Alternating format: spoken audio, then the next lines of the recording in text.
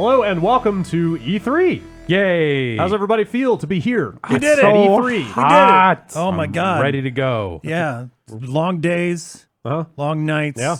You're gonna get in the middle of the show floor. It's a busy show floor here. Slowly disrobe. On this opening day of E3. I can't believe we all rode through E3 on scooters. That was fun. Yeah. It was the time of my life.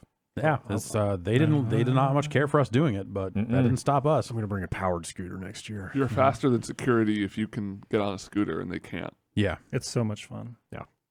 Highly recommended. Yes. Yeah, by the time you're hearing this, it will be E3 time. Yeah, the show floor will be open. Will have been open for some number of hours. minutes. Yeah. At least. Hours even. I don't know. Yeah. Depends on when you listen, I guess. I guess. Yes. Yeah. It could be months. Yes. This is your official Giant Bombcast for the 11th of June 2019, which is the first day of E3. We are recording this the Thursday prior. Right. Back here in San Francisco. We haven't even left yet. No. This is like traveling through time I know. and space. Yeah. What am I like then? I don't know. Am I good? You're cool. Yeah. It's the same. Great. So You got a new T-shirt though. Cool. All right. It changed you though. You ate a lot of stale popcorn. Oh, okay. All right. course. Yeah, I'm in for that. Yeah, it's been exciting so far. Yeah, so by the time you hear this, the press conferences will have happened and a bunch of announcements will have hit. But we're going to speculate on that stuff now. Yeah. Okay. So this is our traditional kind of what we call the sealed envelope podcast. Because you went to Judges Week in LA a month-ish ago. Yeah, I played some stuff. Saw a bunch of stuff, and with a couple of exceptions, you haven't been able to discuss any of it until the opening of the show. Right, yeah. There's some scattered stuff where it's like, oh, you can talk about this the 9th or whatever. Yeah. At some point, it's like, let's just save this for this show, and we can just talk about, Doom. Yeah. Really. Yeah. Honestly. Your Doom is pretty good. Yo. You like Doom? I do. Yeah. Quite a bit. What if they made more of it? Okay. And stacked some cool... Anyway, all right, we'll get to Doom. We'll get into that. So we're going to run down all the stuff you have been embargoed on from that experience. Yes. And then we're going to deploy our awesome powers of speculation. Right. Our expert / analysis. like the appointment calendar that we have booked. Like there's more that we know Yes. We've got about the appointments we've booked, who's Google got calendar what, chock full of appointments here. and all that sort of stuff. So some of it's educated guessing, some of it's, hey, this is what we've been booked for, a little bit of everything, but it's all before we've seen it in some cases. So you want me to just kind of run through some of my stuff here? Yes. Let's talk about the games of Judges Week. Okay, yeah, I mean, I'm going to kind of stick to the highlight, because, we already talked about Call of Duty and Control. Yes. Both of which I was pretty impressed with. I think what they're doing with Modern Warfare seems very smart. They're doing the thing they need to do. Control, I was a little iffy on until I got my hands on it and played some of it. It's like, okay, this feels good. There's some neat ideas here. It looks really nice. All that sort of stuff. Listen to last week's Bombcast if you want to hear more about Control. Also Rocket Arena from Nexon, played some of that. We talked about that a while back. Yeah. It is not a Quake mod. No.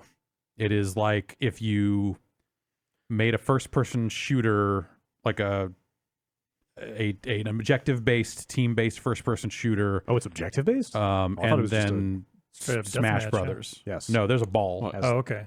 Wow. There's a ball. Like there are multiple modes, but one is like you trying to get balls into goals. One is you trying to capture points. Like it is all. Do you shoot the balls or do you kick Shoot the them? balls, or Shoot you the can. ball. Yeah, you can pass the. I think you pick up the ball and throw it. Yeah, you pick up the ball. You can Throw the ball? I think you throw the ball. Throw the ball. You But shoot the ball down when somebody else throws it? Yes, That sounds kind of cool. and it's Smash Brothers also. What does that mean? It means sucks. instead of having life that ticks down, a meter fills up, and when you get hit when the meter is full, it blasts you off the stage. Okay.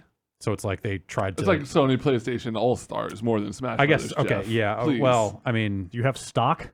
in some modes there are there's basically there's a flag mode where each player starts with 3 lives more or less, and each time you get blasted off, you lose 1. But when you run out of lives, you stay in, because you can still make other players lose their lives. It's just a matter of like which team has lives left at the end, which is a kind of a weird way to go. It's like a character class based. Like they're kind of going for an Overwatchy kind of thing with abilities and I'll try that. stuff. It Sounds kind of interesting.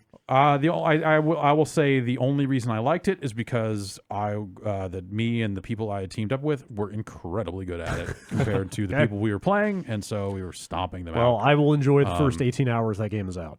I don't know. It's okay. That sounds cool. Yeah. They have some ideas and how that pans out. I don't know. Still very angry that they called it Rocket Arena. Yes, I am certainly personally affronted over that. That's disgusting. The nerve. Yeah, absolutely. How dare I you? wouldn't even know that's a thing. Oh, it is not only a thing, it is the thing. Don't worry, Ben. Me too. Yeah. Rocket Arena used to be huge. It's Quake Deathmatch 1v1. Okay. Yeah. With spectators. Yeah.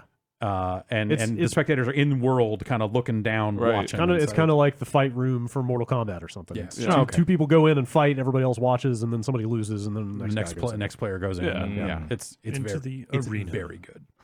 It is very good. At Oculus, it was the first time I'd seen the Oculus Quest. That's actually where I picked up an Oculus Quest. Oh, sure. From them at that event. And they had Lone Echo 2, which kind of is a little bit more of that type stuff.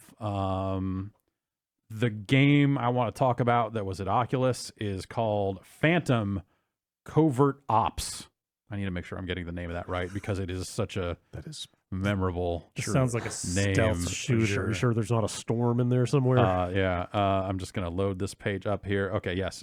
Well, that just says it is definitely called Phantom, but then it is from Endreams.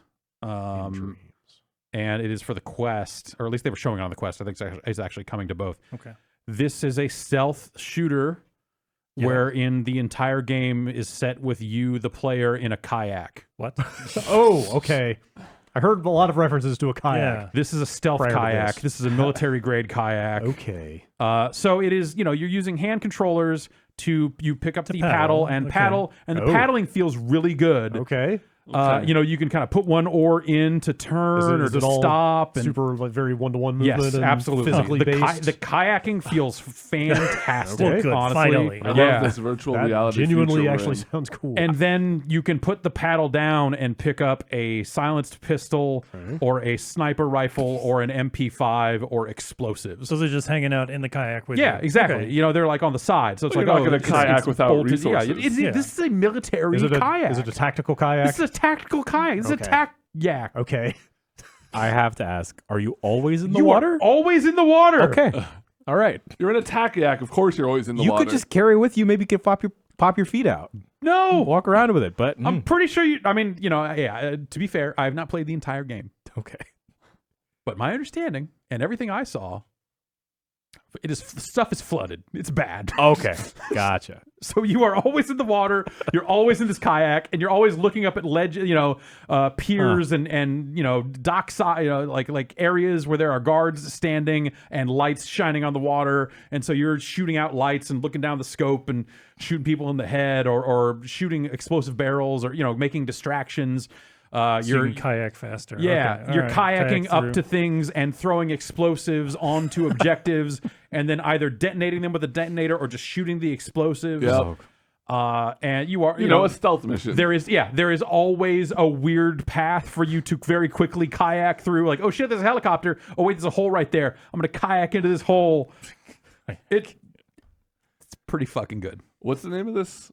Let's call it Phantom Covert Ops? Covert Ops.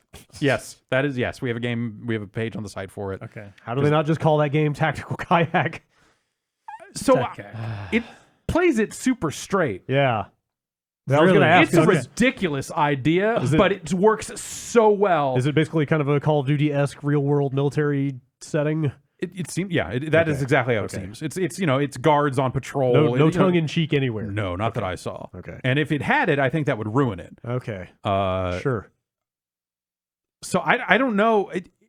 It was really fun. Like aside from it being like this ridiculous concept, it also works really well in a way that justifies the concept.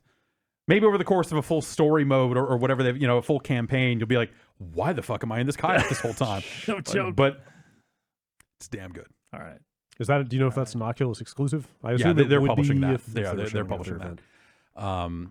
And so I believe that is also announced for Rift, but we played it okay. on a Quest. Oh, so it's not. Oh yeah. Okay, never mind. I was getting headsets mixed up. Yeah. There's a lot of headsets now. Yeah. Quest is the one where it just runs. Yes. The Rift is the one you hook up to a computer. Yes. They were showing that one on Quest. Telling you, stealth Stealth it's a kayak. stealth kayak. Tactical It's a tactical kayak. stealth kayak. Game of Judges Week. It's up there. Okay. It's up there. If you wanted, if you wanted to, the temperature of the room, the temperature of the butt. A lot of people talking about that stealth kayak. Okay. Coming out of there going like, yeah, it's kayak. A lot of people leaving that appointment going, the kayak thing, it's ridiculous, but yeah, the kayak thing. Huh. The killer app VR is finally needed. Totally, we're here. We made it. Who knew? Like people will think I'm fucking around. It's fun. Like the kayaking feels good. You could haul ass and then really come to a sliding stop and then shoot three people and go, oh shit, they saw me, and then fucking pick up the paddle and keep fucking kayaking. That sounds cool. It's cool. It's fucking cool. It's fucking cool. 505 had Control. They also had Journey to the Savage Planet. Is that Alex Hutchinson? Yes. Hutchinson, yes. who is former Ubisoft. Yeah. Yeah. Far Cry 4, I want to say. Assassin's Creed 3, I believe. It didn't. So we talked about Control. I'm pretty high on Control. Yeah. It seems like it's picking up some buzz. Yeah, it's the telekinesis gave me a light psyops vibe, but it still has. It doesn't seem. Look, psyops is clunky and weird. This seemed smooth and smart about how they designed their power use and there's like menus in there for crafting and abilities and stuff like that at least make you think like, oh, this game might have some real depth to it. Beyond just run around and shoot things and throw things at people. But might be the first game I've seen that made me seriously think about getting an RTX card. Yeah, those demos were impressive. Yeah. It's not Quake 2. Journey to the Savage Planet, I don't know, man. I believe it's a kind of a survival. Yeah, it is you are in a ship, you get out of a ship, you eat some alien goo to level up and gain more HP, and you're out there in the world finding stuff, and it's got a wacky, it's the sort of game where when you are on your ship and you look at a screen, they recorded funny FMV. Okay. All right. They recorded funny videos to play. Okay. And Otherwise, these types of games videos. are really hard to demo. I'm totally, sure. yeah. It's it's just like I'm running around this world, and I found a teleporter, but I only found one, so I can teleport back to my ship. That's not that exciting. So yeah, I didn't really do anything too exciting. It's got a colorful look to it. Little cutesy little monsters and cutesy little just animals running around the planet and stuff. What kind of things are you building? Like you Nothing. chopping down? No, okay. no. It didn't seem like a building survival per se. It seems like you will get materials that you will fabricate items and that sort of stuff. That's kind of what I meant. Like, hey, I can jetpack better, but it didn't seem like a game where you're building structures. Gotcha. Okay. Any idea if you're but I could be wrong. traveling between planets? It seems like it is a journey to the Savage Planet, and I think you start on said Savage Planet. Okay. But Savage.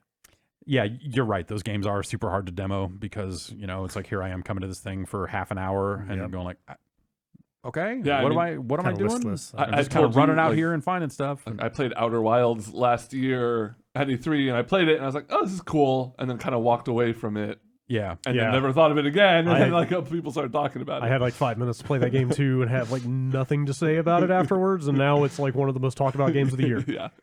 I played some of that last week. I really like the look of that game. I haven't gotten to the video gamey, the puzzle solving, like all the stuff you do in that game. I've been holding that game in reserve for after E3. I already saw some really amazing stuff in my short time with that game. Speaking of Outer Wilds, I saw Outer Worlds. Oh, the other. Yeah. I will be glad when both of those games are out. Yeah. So we can stop. One is out now. So we can stop getting confused about this. Outer Worlds is Obsidian's new game. Yeah. With Private Division, which is 2K's publishing label. A 2K imprint. I think if they can do what they've. So it sounds like that game's not going to be long like a Fallout game. It's not going to be some ungodly amount of content. Because they sure have been billing this as from the original creators of Fallout. Well, I mean, like all the trailers have been very focused on that. But if you look at what they put out there, like it looks like it has that same stuff that modern Fallout has. Mm-hmm.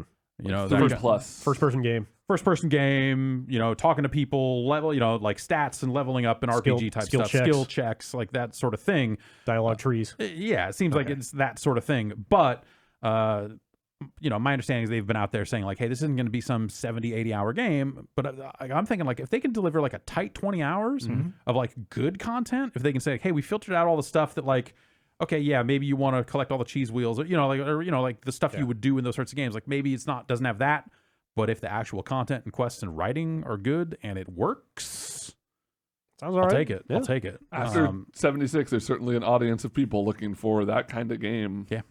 Yeah. And Obsidian just has a massive, well, maybe not massive, but a very committed cult following of people who really respect them.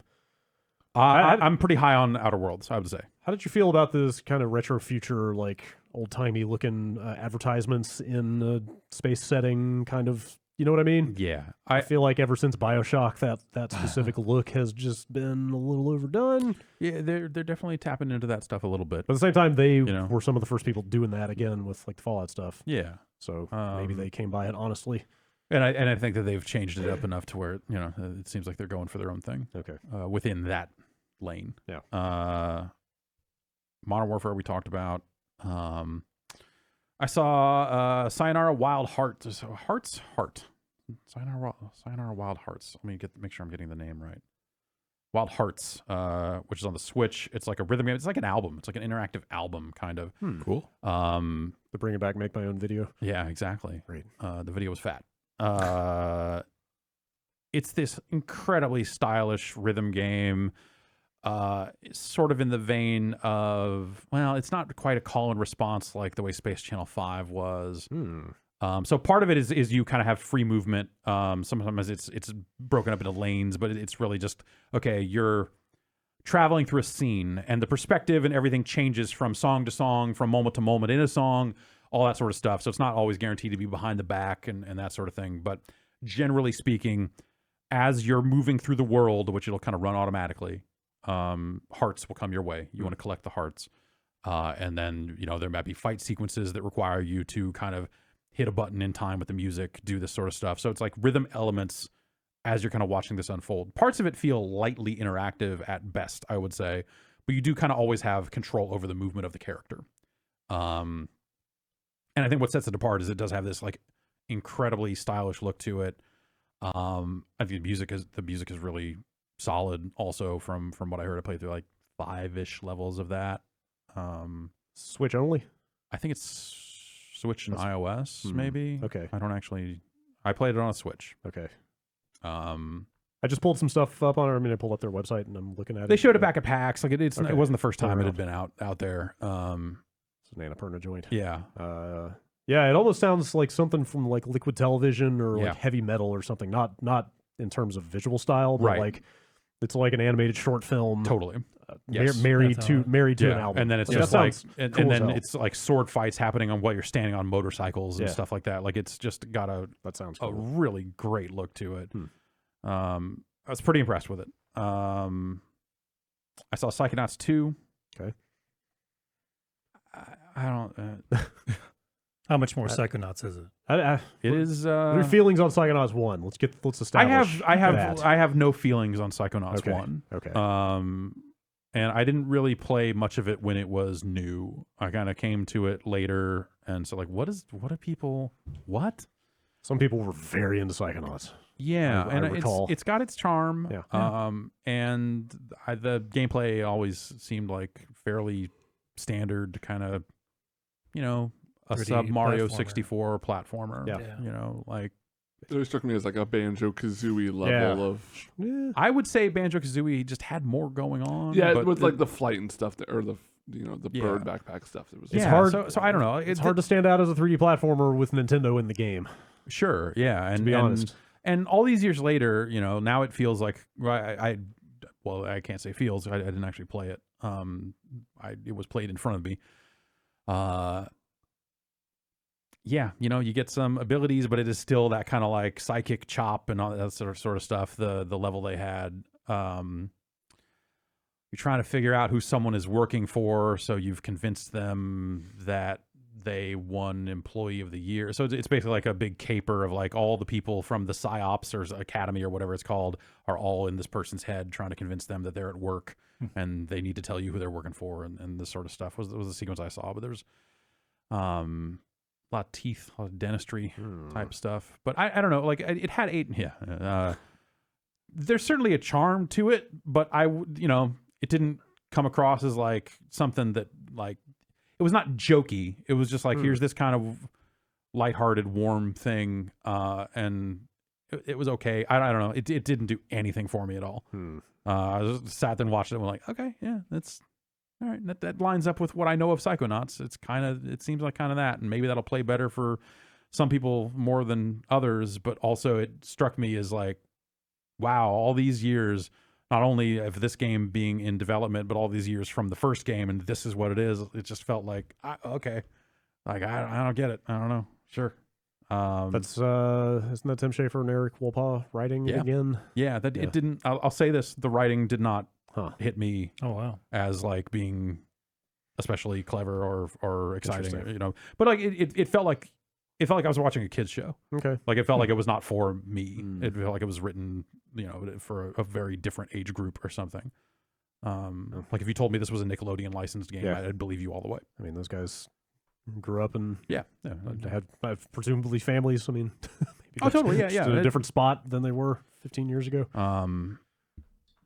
So yeah, there was that. How did it look, like art wise? Fine. Like that VR game, the VR Psychonauts game they did looked really nice in VR. So I'd assume that at least art wise, it looked like a high res version of Psychonauts 1. Yeah. Like a modern graphics Psychonauts. Yeah. Saw a couple of things at THQ Nordic. Darksiders Genesis. Yeah, that as of right now just got announced like 2 hours ago, 3 hours ago. Yeah. Was that part of the Stadia announcement? It was, yeah. Okay. But that's something about that leaked earlier in the week, and a bunch of people were going, "Oh my God, Darksiders 4." It's not. Yeah. This is a top-down action game, like with kind of dual joystick-ish kind of stuff going on. Kind of Diablo-esque, or not really. Okay. You have melee attacks, but they're trying to do a character action game from a top-down perspective. So you aim and shoot with the right stick and a trigger. So you're always you can always shoot, but also you have a melee attack. You can hit buttons to change between characters, so you can swap from War to the other characters. Oh, okay. Kind of on the fly. Wait, is War the main character? No, I don't think so. Or a playable character? So a playable. I mean, it would be the first time War has been back since the first game. Right? I believe so. Yeah, okay, that's cool. That's War. But it's like you're kind of jumping on platforms in some cases from a top-down perspective, and it felt bad. That's the thing I'd say about it, is that like I feel like the whole game felt bad, and it's a bad thing to say about a game. And the art style of Darksiders, like people certainly respect that look, and it doesn't really come across in a top-down setting very well either. I can see that. Yeah. Maybe lose some of the scale. Yeah, you do. And everything. But it doesn't feel like this does not feel like a full-fledged Darksiders game. But that was also my biggest question. Yeah, the demo was broken up into just like, here's a level and here's a boss fight. But also not an arcade style action game. Like they are going for more than that. No, it doesn't. It doesn't seem like that. Okay. But it's got character menus and items and stuff to throw in places and that sort of stuff. But for all of Darksiders 3's faults, like I don't think this makes good on Darksiders either from what I played of it. So that felt peculiar. And they are remaking Destroy All Humans again. Wait, did they before? It is playable on the PS2 version. Runs on the PS4. Yes, so I played that on UPF one time. Yeah, but that is just the PS2 version, like in widescreen or whatever. Okay. So this is new graphics. The build they were showing was super early, so there's still more work to do. Probably because the audio sounded like it was just coming off of PS2, like very low quality. Just possible that it was the 22 PS2 audio. Probably, yeah. I mean, literally, like it sounded like 22 kilohertz or something. Like it sounded like some like very like low bit rate audio because they hadn't put the real audio in yet. Are they doing the Master Chief Collection thing of letting you? No, it doesn't seem like it. Okay, it's just if they are, that was not in the. It's just a new build. game. Okay. And so I played the intro to Destroy All Humans again, and it's just that with updated graphics, which for a game that already is on PS4, it just is bizarre. Like I had to sit there and look at it and go, like, wait, didn't they do this already? And I'm like, oh wait, no, I guess they technically didn't do this work to it, but I don't know. Namco. Bandai? Bandai Namco. Mm-hmm. They had Rad, which we've covered. Yeah. Video of that up. Yeah. I'm not a big fan of Rad. It doesn't. Yeah. They had Code Vein, which I'm going back and forth on it. Yeah, you played that. Is that demo like over or? Yeah, I think so. Okay. Yeah, the limited time. Yeah, I played a chunk of it. Did a boss fight. Okay. Was it Oliver? Did you fight Oliver? Is that the guy that was your friend at the beginning of the? Yes. Yes, I guess What? so. Yeah. I've And fought him then, 3 you times now. get up to the surface, and then.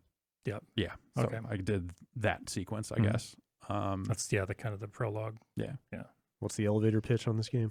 Anime Dark Souls. Oh. Okay. I thought this was Anime Monster Hunter, but that's God Eater. No. Yeah. that's- Yeah. Okay. I thought they were making another Anime Monster Hunter. It's from the same team. Plays like Dark Souls, more or less.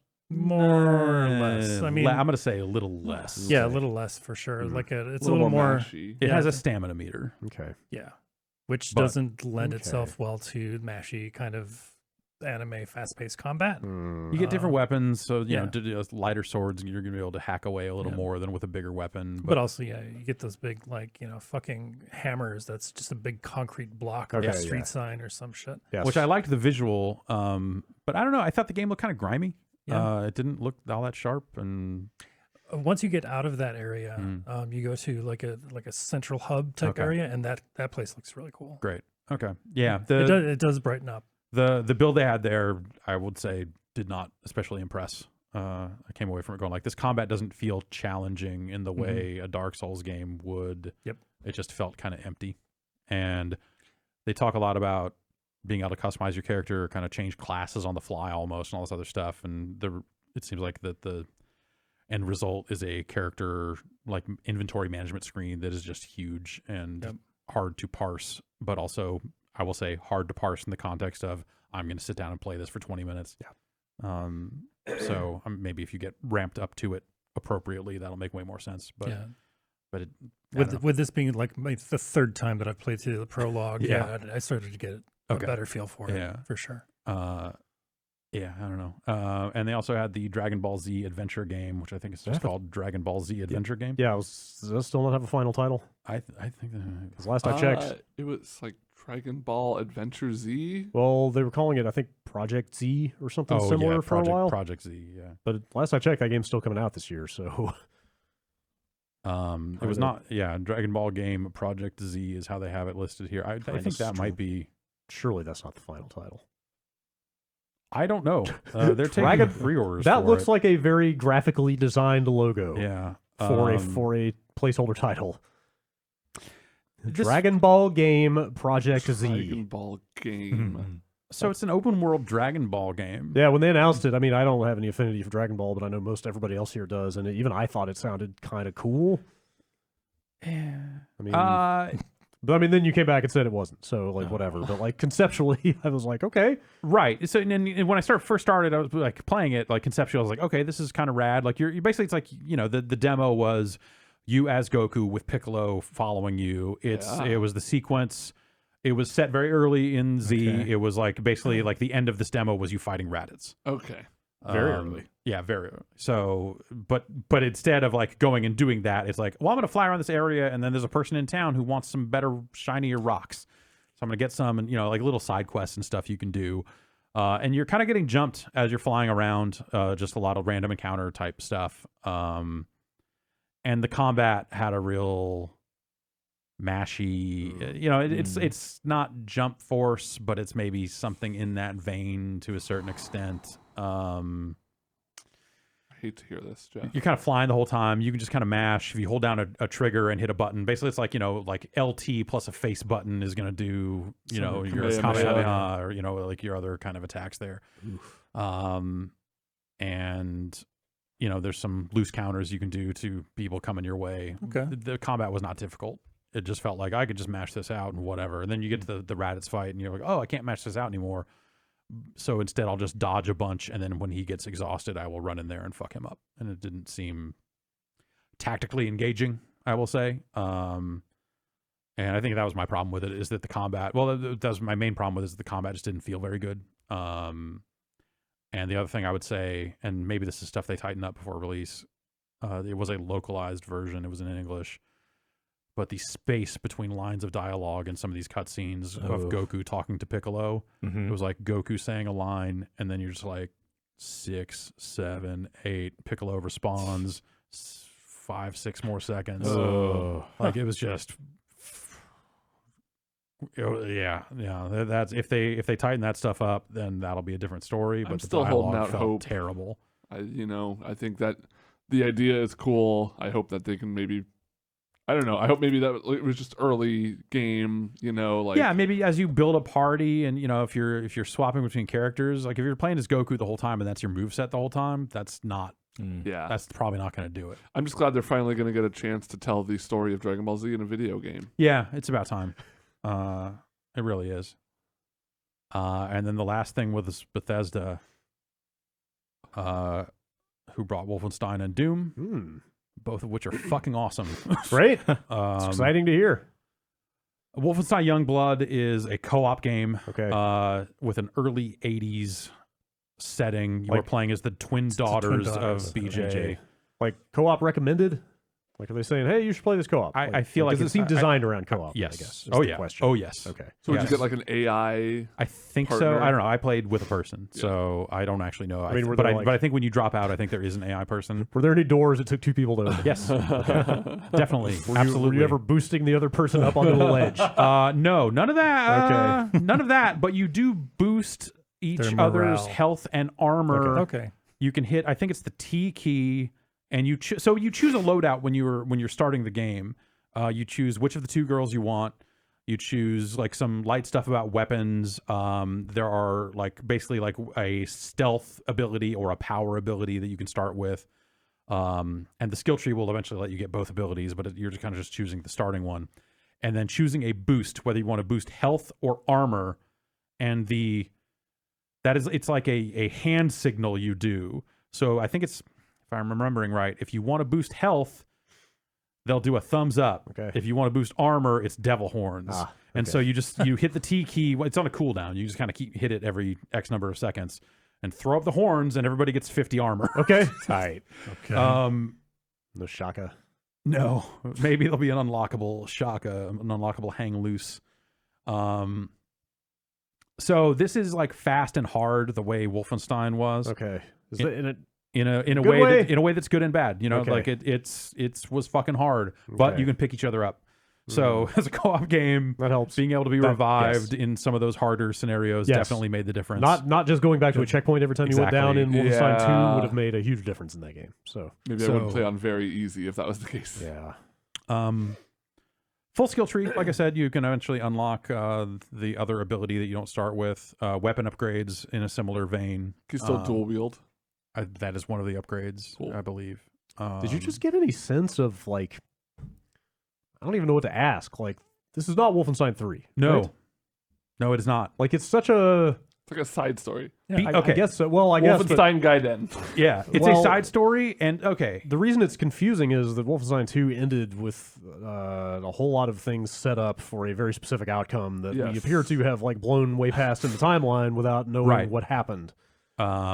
Things were about... this opens with BJ teaching one of his daughters to shoot guns, in this. And I thought BJ is missing. You are looking for him. So that's what I understood. But there's early cut scenes of the girls growing up. Okay. And so one of them working over a heavy bag while the other one is being trained to shoot animals. Yes. Are you saying BJ's a better parent than his dad? Yeah. Okay. I mean, good to hear. Basically, at the end of 2, they are poised to lead a revolution, and then it sounds like we have accelerated past the part where the revolution happened. And so do they fill all that in? America is safe at this point. Interesting. But the rest of the world is not. Okay.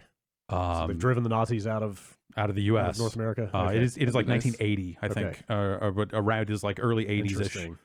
So you've got these kind of I guess they'd be late teens, teen girls. Okay.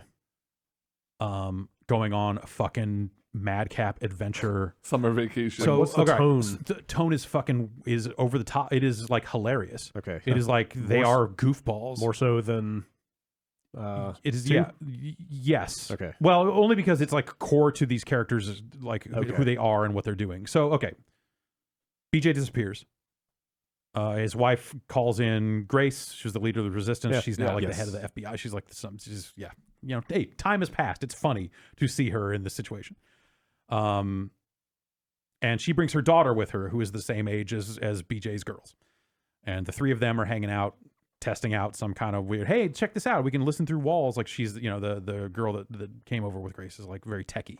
She's like the commander. She can guide them from base, basically. And she's got something like, hey, we can listen through walls. So she listens down there and listens to them talking about how BJ's missing. It's like, wait, I'm getting another signal from upstairs. And they find out in the attic, BJ's been keeping this whole fucking command center. And they find details on maybe where. It's like, oh, it looks like he's maybe in France. They find like a note that he's received or something. And they just go, fuck it.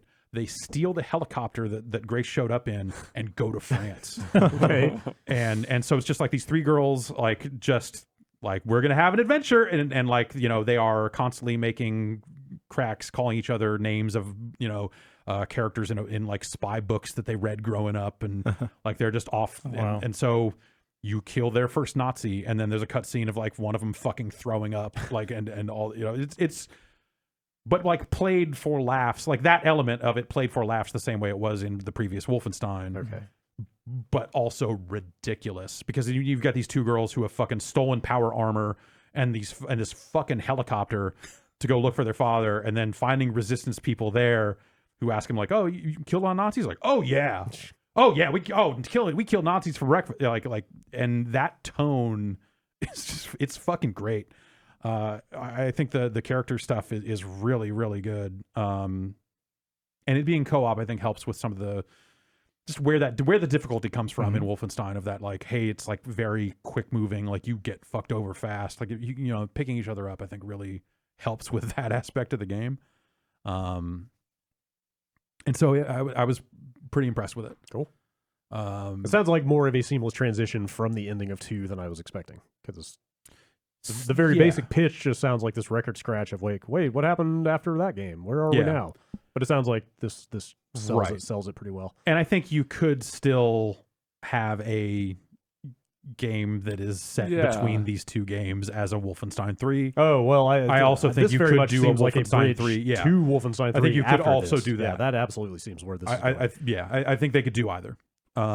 This is because BJ's older. He's a little more grizzled. Well, yeah, but he's also he also has a super soldier body, all that stuff for sure. It'd be funny if he just had like his body was still a ripped super soldier. Yeah, but his head is getting old. Old man head on top. That sounds great. That sounds very Wolfenstein. Yeah.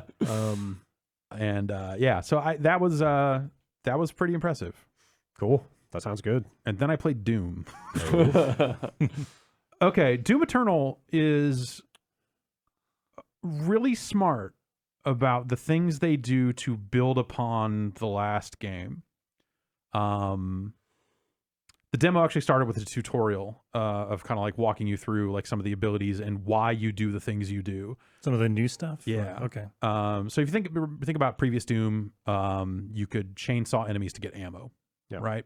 And you had limited uses of the chainsaw and all that other stuff. So it was kind of a, I don't know how to, paper, rock, scissors almost kind of thing, right? Sort of. It's not quite the... Like a resource puzzle. Because so they've turned... It was kill with weapons to get chainsaw juice. Or you would pick, I think, chainsaw to get weapon ammo. Juice. I forget, like in Glory Kill to get health. Like it was right. You kind of leapfrog over your Glory Kill to get health, chainsaw kill to get ammo. Right. They have now built upon, so they have made it way more of a resource puzzle because they have added like, okay, you now have a fucking shoulder-mounted flamethrower that operates on a cooldown, and if you set an enemy on fire and shoot them, armor pickups pop off of them. So now you have a way to get armor when you need it. There's also a strong melee kill that like a shockwave will pop off it and kill enemies in the vicinity. And doing melee kills and glory kills charges that up. Cool. So it's like everything you do enables you to do something else. Wow. And so it creates this loop of like, okay, I need this, I need to do this, I need to do this. And so you're just switching between the things very naturally. Constantly engaged. engaging with every one of these systems to get what you need at any given time. And they gave a brief talk before they let people play it, and they said like, hey, you know, it's meant to be kind of a combat puzzle, and generally the solution to most of the puzzles is to get more aggressive. Mm-hmm. Yeah. And so it felt very Doom-like in that way. I think maybe even more so than the last one, of just like the right answer to the question is to fuck shit up. Yeah. And be constantly moving forward and constantly murdering. In a different way that, like, you know, Wolfenstein is a very aggressive game too, but I think in a very different way. And so that puzzle, that concept of just like you get in a rhythm with it. Of just like, okay, I need to burn this guy, do this. I'm doing these glory kills here. I'm, you know, okay, I need to switch to the rocket launcher and shoot this guy down because he's too far away. And just kind of managing those things as you go was cool as hell. They've got climbable walls. You know, it'll be like walls will be textured a certain way. You can climb on them and then look away, and he'll do like the Uncharted one arm thing to jump from one to the next. I think I saw in previous footage, you can just jump off a ledge and grab those, right? Yes. Like you don't have to be in like climbing mode to latch on. No, you can just kind of do it dynamically. You run and jump and all that sort of stuff. Can you fire from the walls? I think so. I want to say I saw that in that first footage they put out. So. Okay. I forget. I think so. It'd be pretty exposed though. And then so the demo they had was like, you know, skipping us forward through a mission. It would stop and just warp forward and be like, okay. And every time it warped forward, there was another weapon or pickup right there. And so didn't really get a firm idea of how the weapon upgrade system will work, if it works the same way as it did in the first game, because it was like you'd collect a super shotgun and it would say like, hey, hit the right mouse button to do this. And so like the weapon ability was already on it. And the super shotgun, the double barrel shotgun, is the one that has the grappling hook. So how is that? It is not as free form as you might have thought. You can only lock onto enemies. Oh. And the range on it is not enormous. But if that enemy is flying, you can fucking reel yourself into the air. You can swing off of people. Like you can do some really creative shit with it. Huh. And I imagine maybe like range is maybe something you could like upgrade theoretically down the line. Maybe. Right? Yeah. But, you know, it also was very effective for like, I'm going to reel in on this enemy and then I have a double barrel shotgun to make them explode with one shot. Or you can melee them if you need this weapon or flamethrower. Is it purely an offensive weapon? There are no like grapple points in the environment or anything like that? I didn't see Interesting. any. Okay. I didn't see any. Huh. Yeah, but it seemed very much like grapple onto an enemy to do the thing. And like rockets, you can detonate them in midair. And it almost seemed to imply from the text that like detonating them in midair did more damage than hitting them. Yeah. which seems like a very fucking rock and roll thing to do. Yeah. I don't know. But it felt great. Yeah. I played on a PC. Yeah, I played on PC. Mouse and keyboard or controller? Okay. Yeah. You get a sense of so it's set on Earth, right? I believe it's hell on Earth. I thought this was not. Wasn't I think in the reveal cutscene a while back, like there was a clip of street signs. Doom guy walking by like a traffic light. I'm sure there'll be some of that. This level was this was not Earth. Okay. Some sort of hellscape. Oh, man. Well, of course you're gonna go to hell. So there's an early cutscene. So there's a big space gun. You're walking through. There's a big gun. Yeah, there's a big gun. Okay. They showed and I think some of this was stuff they showed in the reveal of like, it's a bunch of humans going around, and then fucking Doom guy goes walking through, and everyone's like, "Oh fuck!" And he grabs the key card off a guy, and so it's that sequence is what I played. Okay. And they show this big space gun firing, and they refer to it as the BFG 10,000. Sure. Or I think it's 10,000. And then you you fucking go up to the gun and reconfigure it and fucking load yourself in the fucking gun and shoot yourself out of the fucking gun into where you're going, and it rockets through the fucking thing. It was like a very Master Chief moment of just like, here's a dude flying through the fucking space, blowing through the wall of a ship or whatever it was, and then rolling out of it and go like, all right, let's go. Yeah. It's fucking awesome. Yeah. Okay. It's a really good demo. I look forward to seeing that. Yeah. Got an early appointment at the show for that. Nice. Yeah. Did you get any sense of like the story or what's going on at all? Did they say anything? Great. No, none of it. Well, I mean, the story in the first. I know the story was awesome. Than it had the right to be. They put out a. I think they have a trailer teaser that this morning. that kind of will evoke and there's a voice in it, and I couldn't tell if it was S. Hayden or not. Samuel Hayden. I'm trying to pull it up real fast. They should put Doom Guy in Mortal Kombat. Let's see. They don't need more characters with chainsaws. He's got a lot of stuff you can use that's not a chainsaw. Here it is. I'm just going to play the audio into the... Is that him? Yeah. I think that sounds like a... Yeah. I think that's him. I think that is like somewhat more demonic sounding Samuel Hayden. Because he took the devil sword at the end of... that sounds right. The artifact you were trying to get of course, to stop the demons. Instead, he was like, no, this is too dangerous to destroy. I will control this. Yeah. You also have a grenade on a cooldown, which I didn't use much of. Great. Okay. But you can just hit a button and lob a grenade out that there. sounds wild. I'm very looking forward. It felt real good. It felt real damn good. That's out this year, can't wait. right? I think so, yeah. Wow. I don't think there's a release date yet. Well, Brad, check under your seat. I got a surprise. This says 2019. Okay. No date. That's exciting. That's very exciting. Is that and Wolfenstein out this year? Yeah, Wolfenstein's like Wolfenstein's soon. Really? Wolfenstein's like August next month or something. Oh, wow. or the month Yeah, after. I'm Yeah, really in the looking next forward to couple that. months. Here, I'll just check real fast. While you're checking, it's a good time to say. Oh, well, this doesn't have that. Hey, we're doing for E3, we're doing a special thing with Giant Bomb Premium. Oh? You may have heard us speak about Giant Bomb Premium. There's a whole other side to this website. And we're offering a month-long free trial of Giant Bomb Premium. Normally it's a week. We're extending those out to a month. I'm making sure I get the information right. With offer code FREE3. Oh, nice. You can visit giantbomb.com/free3 for more details, and that offer expires June 30th. So yeah, take a month and check it out. And if you like it, sign the hell up. It'll be fun. Yeah. It's a good time. Yeah, we'll hang out. There's We'll lots be of here. fun new stuff going on right now. Yeah. More things to come. Mm-hmm. That's it for that's it for the Judges Week stuff. Wolfenstein Youngblood is out July 26th. Okay. So Wow. Jeez Louise. 6 weeks from now. It's pretty exciting. I'm ready. Jess Blaskowitz and Soph Blaskowitz. Soph. Sounds like some good stuff. All right, well, let's take a break here then and come back and run down the rest of the stuff that we know of and stuff that we don't.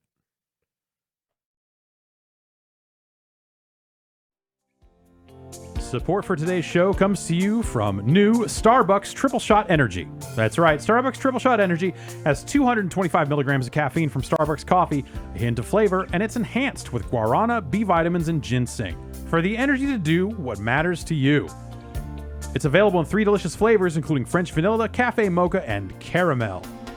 Sometimes your energy's just spent, but there's more you want to do, you know? You want to get out there, seize the rest of your day, get things done. And Starbucks Triple Shot Energy is there for you to get that second wave going, huh? That's Starbucks Triple Shot Energy. You can find it in your local grocery or convenience store.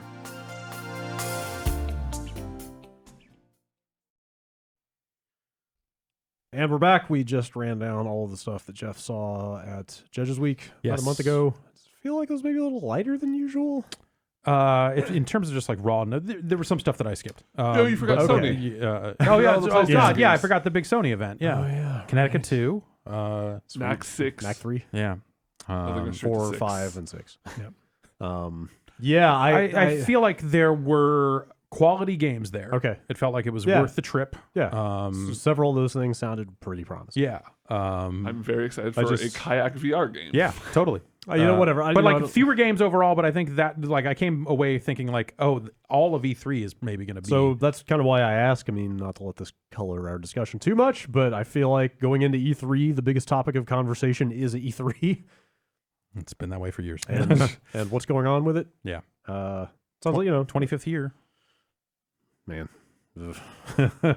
Okay. Yeah. Wow. 25. Yeah. Yeah. That's a lot of E3s. E3 can rent a car. Finally. Drive back to Atlanta. Yeah. But yeah, like it's still a good number of big name companies there. Yeah, I think, coming back saying like, hey, I think I have a slightly better impression of E3, and I think there will be some stuff people are excited about. It's stuff like Doom. It's stuff like Outer Worlds. It's stuff like Phantom Covert Ops. Some known quantities. It's nothing known about a stealth kayak game, but fair. But sure, yeah. Modern Warfare. Yeah, definitely, yeah. Like known quantities. Like, hey, the new Call of Duty game seems exceptionally promising in a way that you wouldn't expect. Right. Like that's the sort of stuff. But also I think the vibe coming back was like, because also it's, you're hanging out with a bunch of people that do the same thing that you do and compare notes about like, oh, how's your E3 booking going? This sort of, and everyone's kind of like, this seems a little light. There's some stuff going. There's definitely some stuff. But overall, it seems like a little bit less than there was last year. Yeah. Feels like we're in this lull, this kind of like... It makes sense. We're in this like interregnum between old consoles and new. Exactly. If new consoles are out next year, there's every opportunity for next E3 to be a banger. Yeah. But there's also an opportunity that maybe there's no E3 next year. It's hard to say. I was talking to our business guy about that yesterday. Yeah. And I told him, like, that's... The linchpin next year is, does Sony come back? Right. And they both show their new consoles, or does Microsoft also pull out? Right. And they show their consoles elsewhere. Right. Because that's pretty much the determining factor. And I think anything can happen. This was not long after that Variety article on the ESA had hit. Was when Judges Week was. So and Crescente was there. So we kind of everyone caught up. Yeah, hadn't seen everybody in a while. And to be fair, that gives the ESA a solid year from now that they've had a change in leadership to figure out what next year's show looks like. So. Sure. I can't remember how long he was the interim president before he was named president. I think so it was more like last fall. It was more like they gave him the job officially than an actual change. But you're right. Okay. Anyway, try not to prognosticate about the future of E3 too much here, but there's still a lot of games and companies to go through here. Yeah. Let's try to alphabetically look at this exhibitor list. So we've got the exhibitor list. We've got our appointment schedule. Which I feel like it might be more useful to go through all the companies on the appointment schedule because they're kind of the ones that we are the most interested in. All right, why don't you do that, and then I know a bunch of what's in there. Right, and then I've got and then we've got the exhibitor list up. We can kind of clean up. So if anyone knows what 5 Hour Energy is showing, they have a new flavor. It's called Gamer. Whoa, Goo. It's bad. Gamer Goo. It's very thick. 5 Hour Goo. I heard at the Geico floor space, you might be able to save 15% of your insurance by switching to Geico. There's something called Friend Times. Oh boy, I need that. Yeah, that exhibitor list is interesting. That's to say the least. For a nice break during E3. Like last year, we recorded a podcast on the show floor, which seemed very much unheard of. This year, it seems like we could do that times There's 5. just a podcasting booth. Come do your own podcast. Go hang out. Go hang out in the Unreal Garden. I'm sure it'll be very tranquil there. Yeah. Or the esports zone. Or any number of other booths that are not the Fortnite mega booths. Yeah. All right. So I've got the Google Calendar in front of me. Why don't we just start at the top and quickly run through our schedule? That's the thing. I think the Fortnite thing is off-site. Like they're doing that celebrity. I don't think that's on the floor. They have something. There is a Fortnite. The thing with celebrities is off-site. Yeah, but they do have something on the floor. Okay, on the floor or a media? Yeah, and it's a big. Yes. It's a big booth. So I was a golf course. I was told it would focus on the creative mode. Okay. That's what they will be mostly doing at E3. All right. Oh, weird. I think they're going to be showing some new stuff that's going to be coming for that. They're trying to get somebody to make the Dota equivalent out of Fortnite and then buy it. Yeah. Need Fortnite to become a platform. Got Fortnite Auto Chess. Auto Chess Battle Royale. Okay, so technically the first E3 related or adjacent thing that's happening is EA Play on Saturday, but we will mostly all be in transit on Saturday, so we will not be able to. Also, you'll know all of that by now. Yeah, we won't be able to stream over it because we'll be traveling and setting up the space down there. Right. And we made that call based on them saying that they're not going to have a traditional press conference and kind of having some knowledge that they were going to largely be talking about games that had already been announced. Yeah. Sounds like Apex. Seems like Star Wars is maybe the only like full-on new thing. I think they are going to talk about like FIFA 20. Yeah. So like the next year of a sports game will be represented in some way for a couple of those. But generally it's like, what are the streams? It's like The Sims and Star Wars and Apex Season 2 and Battlefield. Right? But they're like broken up throughout the day. Yeah, it's most of one the day. long show. Yeah, which is like stuff they did after the press conference last year. It sounds sort of like the Nintendo Treehouse. Yeah. Like kind of just ongoing streams throughout the day. Yeah, so that's not something we would talk over. So it doesn't sound like they're necessarily going to announce much of anything. I mean, they got out and said, "Hey, Need for Speed's not there." Yeah. I feel like there's another EA game. No. It seems like there's a lot of companies coming out this year and saying we will not be there. Rocksteady got out there and said, no, we're not there. Yeah. So technically Saturday is the first day with stuff happening, but in terms of real proper press conferences, Microsoft is coming first out of the gate. Yeah. On Sunday afternoon at 1. With 14 games. Yeah, they've said 14 games. We talked about that on last week's podcast. Yeah. New hardware? There's definitely something. Yeah. I don't know how much. That's the big question for me is how much do they show? Right. Do we get a name? Probably not. Do we get Just a price? project, Definitely not. Right. Footage of games? Maybe, probably. Just a big picture of the cloud. I'm calling nothing. Nothing? No, because if they're like, hey, we got these 14 new games for the current console, I feel like they did not say for the current console. Yeah, no, they just said games. First That's party games, true. that's it. I don't know. I don't really think. I think bare minimum, we get like the Scorpio reveal, which is just like sexy B-roll of a motherboard and Project something. Okay. Project Anaconda or whatever the Scarlet. Is Scarlet the project and Anaconda is like one of the boxes? I have no idea. I don't know. This stuff's so confusing now. I think minimum they will say the future of Xbox. Yeah, and they can smoke and mirrors. They can kind of get away with things on the footage front because they're also pushing PC here, right? Yeah. So they can show things that might be targeted at the next generation spec, but technically running on a PC because all these games will be coming to PC. Yeah. Brad Sams, who was a reporter on Microsoft, he reports on Microsoft all the time. Big inside Microsoft guy. Reported that Halo Infinite would be shown on PC. Okay. And also, we're kind of expecting Halo Infinite at this point to be a next generation game. Yeah. Or at most a split gen game of some kind. But we don't know. Based on the night show booking and based on some of the stuff they've been kind of signaling for some time now, like there's 2 Forza discussions to be had. There's the Forza Horizon 4 discussion, which seems to imply that they're going to have another year of DLC there. And then there's the future of Forza discussion, which I have to guess is going to be the, hey, we're launching the next console with a Forza game because cars are pretty. Yeah. So I'm guessing we won't get a motorsport until 2020. Yeah, that would make sense. In fact, it would be insane to ship a proper new Forza Motorsport in the last year of the old console, right? Totally. And they were toying, they launched the X with, was it? I can't remember. Was it 7 is the last Forza? Yeah. Was it out or was it a 4K update for that? It was a 4K I think maybe it had already been out for that and Forza Horizon. But they were 3. already, they were already pushing like photogrammetry and some pretty highfalutin next gen stuff with the last Forza. Those games already look pretty good. Like that is their tech showcase for sure. But it seems likely that they'll have something. It seems likely that will be the Forza story. So I think you can't tell that story unless you're talking about it in context of a next generation piece of hardware. Yeah. But also, if you want to talk about footage to demo what a next generation console looks like, it is a car. That works every time. Yeah. Here's what Gran Turismo looks like running on like a car. People know what cars look like. People know how round the fucking tires get. These will be even more round. It's a good touch. Very wet.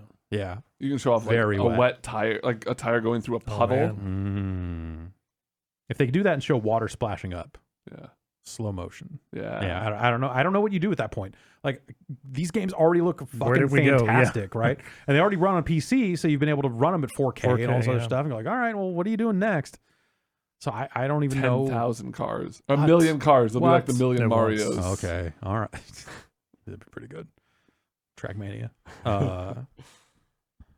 Yeah. So I think we'll see some stuff along those lines. Yes. And that I think makes sense for how they will probably talk about the console, right? Is like they'll have some things to say about it. They'll probably talk roughly about the specs. They'll talk about their plans for streaming. Yeah, but based on the most recent reporting, they are very close to knowing what the final specs are if they're not there already. They would almost have to. It was at the point of like, the chip design is done and fabricated. They're just testing like, hey, what are the clock speeds we can hit safely on this thing now?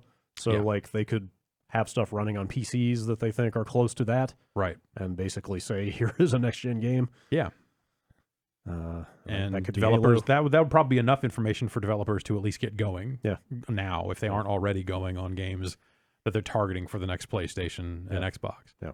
So they could have something to show there. Yeah. I think they have. I think they will. I don't think it's going to be a ton, but I think they will. They will have some kind of rendered footage of a thing running. Yeah. I would love to see just some big, flashy return to form for Halo. Like, I don't know what it is, but it can't just be another Halo. Well, that's the thing. Like, it's not a return to form. It's about blowing that form away. Well, what I mean by that is, like, return to prominence, I guess. Like, having the kind of effect that Halo used to have in terms of being a console seller and, like, setting standards and stuff like that. It's kind of not occupied that place for a while. If Infinite is like this game that, you know, it almost sounds like something like you go to like a 343 and be like, all right, next generation consoles, this generation didn't go so great. Yeah. What's your dream Halo game? What do you really want to make? Unlimited budget. What can you do? Like, you got to do something bigger. Yeah. Because, you know, Halo 5, not a bad game, but it, you know, it was fine, but it was just a Halo. It's not game. gonna, you know, it's clear over the last generation that Halo has lost a step in terms of just like mainstream prominence. Yeah. But I think that maybe you could say that about a lot of games, because, you know, it's like when I think about Halo at its height, it's Mountain Dew and midnight launches and all. Like, I remember going out for Halo 3 launch and going with the other. They were like trying new shit. They were like, "Fuck it, we're gonna sell these at 7-Eleven. You can go to 7-Eleven and get Halo 3." My 7-Eleven never got Halo 3. Mine either. We went and tried to get it. Or remember, like when they were shutting down was it Xbox? The old Xbox Live, and then like people were on Halo 3, just never quitting. No, it wasn't 3. That was the Halo 2. Yeah, it was Halo 2. Like on the that to original me Xbox. is like that kind of fervor around Halo. Yeah, totally. Like there are still people out there that feel that way about Halo. Make no mistake. Sure, but it seems like there were a lot more of them before, and so I think Halo Infinite represents their chance to try to make something truly big. Yeah, and I mean, I think the little tidbits, just the little small things we kind of got floated at us last year about that game. The phrase Halo plus Skyrim was floated to me last year, and I did not quite know what to make of that. What is that? I don't know. I'm guessing open world Halo game. Yes, I'm guessing it's the openness, the openness and the nonlinearity of a Skyrim is probably what they're talking about there. Yeah, that's my guess. And who knows how much that do people want that comparison? I could totally get into that. I think they need to do something bigger than the standard campaign they've been doing. With the potential, the amount of RAM and the speed of the storage in these new consoles, imagine an entire Halo ring that you can walk end to end. Like, I mean, that sounds maybe impressive. they make an entire thing but that like, is like every game is that now. And I think there's a space Destiny? for well, but in a world where Destiny never even came close to living up to its potential, I'm fine with that. True. I don't know. I don't know what that could be. Who knows? You know, at its worst, it comes off like something like Rage 1, where you had, or you know, in some ways, like ODST was that game, but like done pretty well. Of like, you've got a hub world, but maybe it transitions into things that feel more like traditional Halo levels. I mean, have y'all gone back and watched the Halo Infinite reveal footage recently? Like, there's a bunch of weird shit. There's like wildlife in that thing and all kinds of weird ruins. And like, I don't know what they were doing with that world, but it's not what they've done before, I don't think. I hope. I think, like you're right. There are a billion open world games and all that sort of stuff. Everything is that now. But I think Halo needs to do something different, and I think it needs to do something dramatic. I agree. And I think if you think about the Halo like combat puzzle, and you think about vehicles and all the stuff that Halo does really well, I think you could make that a really interesting open world game. Totally. If you don't just sit there and check off boxes of what you think these games should have, in terms of like, here's 9 dumb side quests. Oh, there's a warthog race. You know, like whatever. For sure. Like if just because open world stuff isn't done to death doesn't mean they couldn't innovate on that. Yeah, that's a good point. I think if they just come with like stock open world concepts, that's but not it at all plays what like a Halo, then we're done. Yeah. Like, I think the optimistic way to look at that is that they are just creating a bigger space for Halo to do what it does well in. Yeah. Not to say that it's going to be icons all over a map and that kind of thing. But also, it could always be icons all over a map. It could be that. Maybe they haven't thought of anything else, but I hope that I'm wrong. I would like for that to be something. Maybe it's you look up at the other part of the Halo and go, we got to go there. Like, fucking, what if that is your map? What if you look up and you just look at the landmass up there and it's like, okay. If you see a Halo out in the distance, you can go there. Yeah. Like, why not, right? I'm pretty sure they said publicly they've built a brand new engine for that. What if instead of a Halo, it is a Mobius strip because it's Halo Infinite? Or what if it's what if it's the ultra fucking Halo is just a fucking infinity sign out in space? What if it's a Dyson sphere? Sure. What if it's a Dyson sphere? I need a vacuum. Cool. That would be cool. What are we talking about? Microsoft. Yeah. Battletoads. Yeah, they have a Battletoads game. Yeah, we talked about all that stuff on last week's podcast. What Microsoft as much as I would like to forget that they announced a Battletoads game. Yeah. I wonder if we'll see more of that. Who's doing that? They haven't said anything other than there's a new Battletoads game coming. Yeah. So maybe that will just quietly never surface again. Right. Do you, real quick, while we're still kind of in Microsoft zone, I guess is tangentially related, do you think Rare is still like full steam ahead on Sea of Thieves? Seems like it, but I don't know. They could be. I'm sure somebody on there is working on a next generation Viva Pinata. Oh, damn. Tease me like that. Man. If only. Yeah, I'm sure somebody is always, and every developer is always thinking about what they're doing next, but it's a question of how many people. Viva Pinata, look, okay, what if? All right. Viva Pinata Infinite. Yeah. I've been hurt too many times. Think about what Animal Crossing has been doing and the fervor that Animal Crossing inspires. Yeah. Viva Pinata is capable of that. Oh, totally. Yeah, totally. It's just never had the right type of online hooks or the right type of, like if you built out, the right type of interactivity, if you built out more than just a garden, you could compete with Animal Crossing. Totally.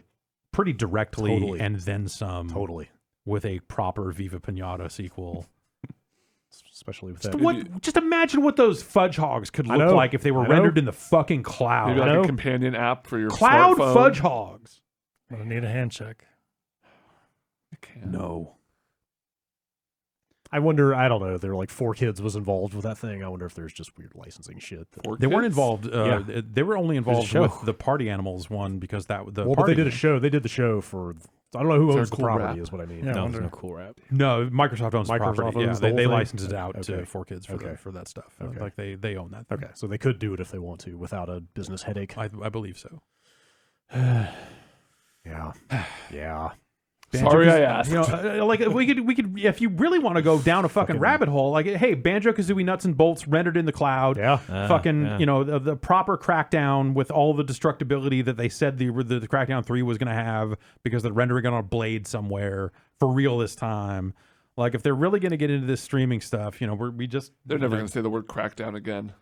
I actually, they just did say it again because they rolled out, I believe it's called Crackdown 3 Enhanced Edition or something. What? It's a free update. It adds the cheats, the keys to the city cheats that they always put in. That they put in the first two games. Now they're never going to say Crackdown again. Yeah. I think you're probably right. So we're probably looking at, I would guess, a 2-ish hour conference. Yeah, I think they said it was going to be longer than than their previous ones. It starts at 1, and the showcase event that we're going to after that starts at 3:30. Okay. So assume at least 15-ish minutes of buffer probably there. Yeah. Could go over 2. Could. So, I don't know. Well, yeah.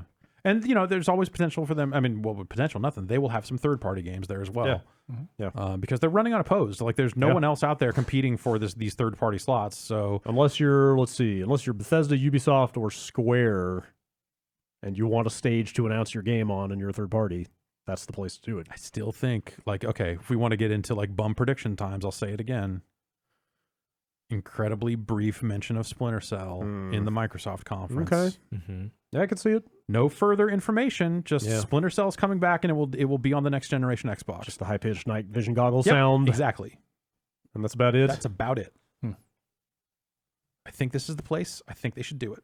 I think it would be cool. Would that be an exclusive Splinter Cell?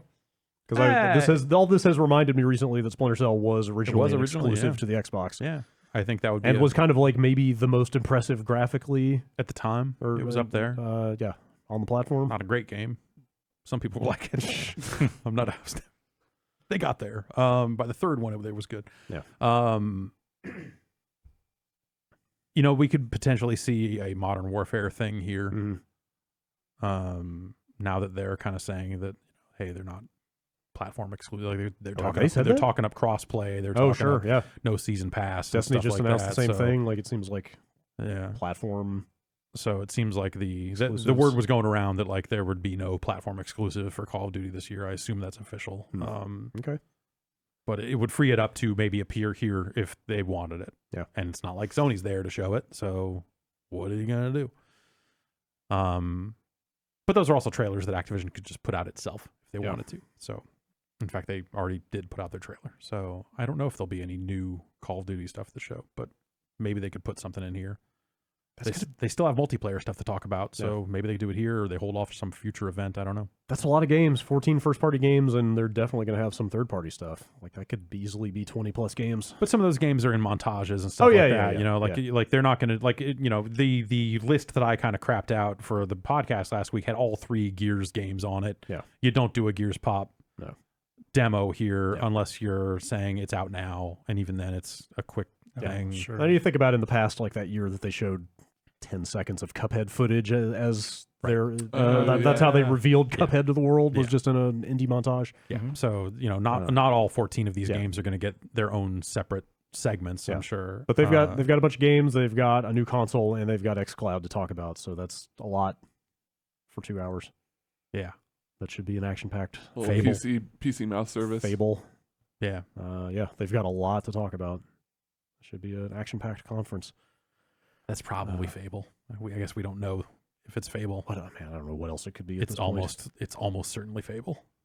Yeah. So Xbox happens at 1 p.m. Sunday. We haul ass over there and check out some games real fast. And wasn't that crazy when we all watched that on Sunday? Yeah. And then come straight back for Bethesda at 5:30. We've already talked about Doom and Wolfenstein. Yeah. Didn't they come out and say no Starfield? I think so. There was a Todd Howard quote saying like, "Hey, if you like Elder Scrolls, like I think it was like, be patient because we're all focused on Starfield. So if there was going to be anything from that studio, it probably would be Starfield, but probably not even Starfield." Let's see. Okay, question: prediction time? How many minutes is the? Oh God, we're so sorry about Fallout 76. Todd Howard said at PAX. Nothing about either of those games at E3. Okay.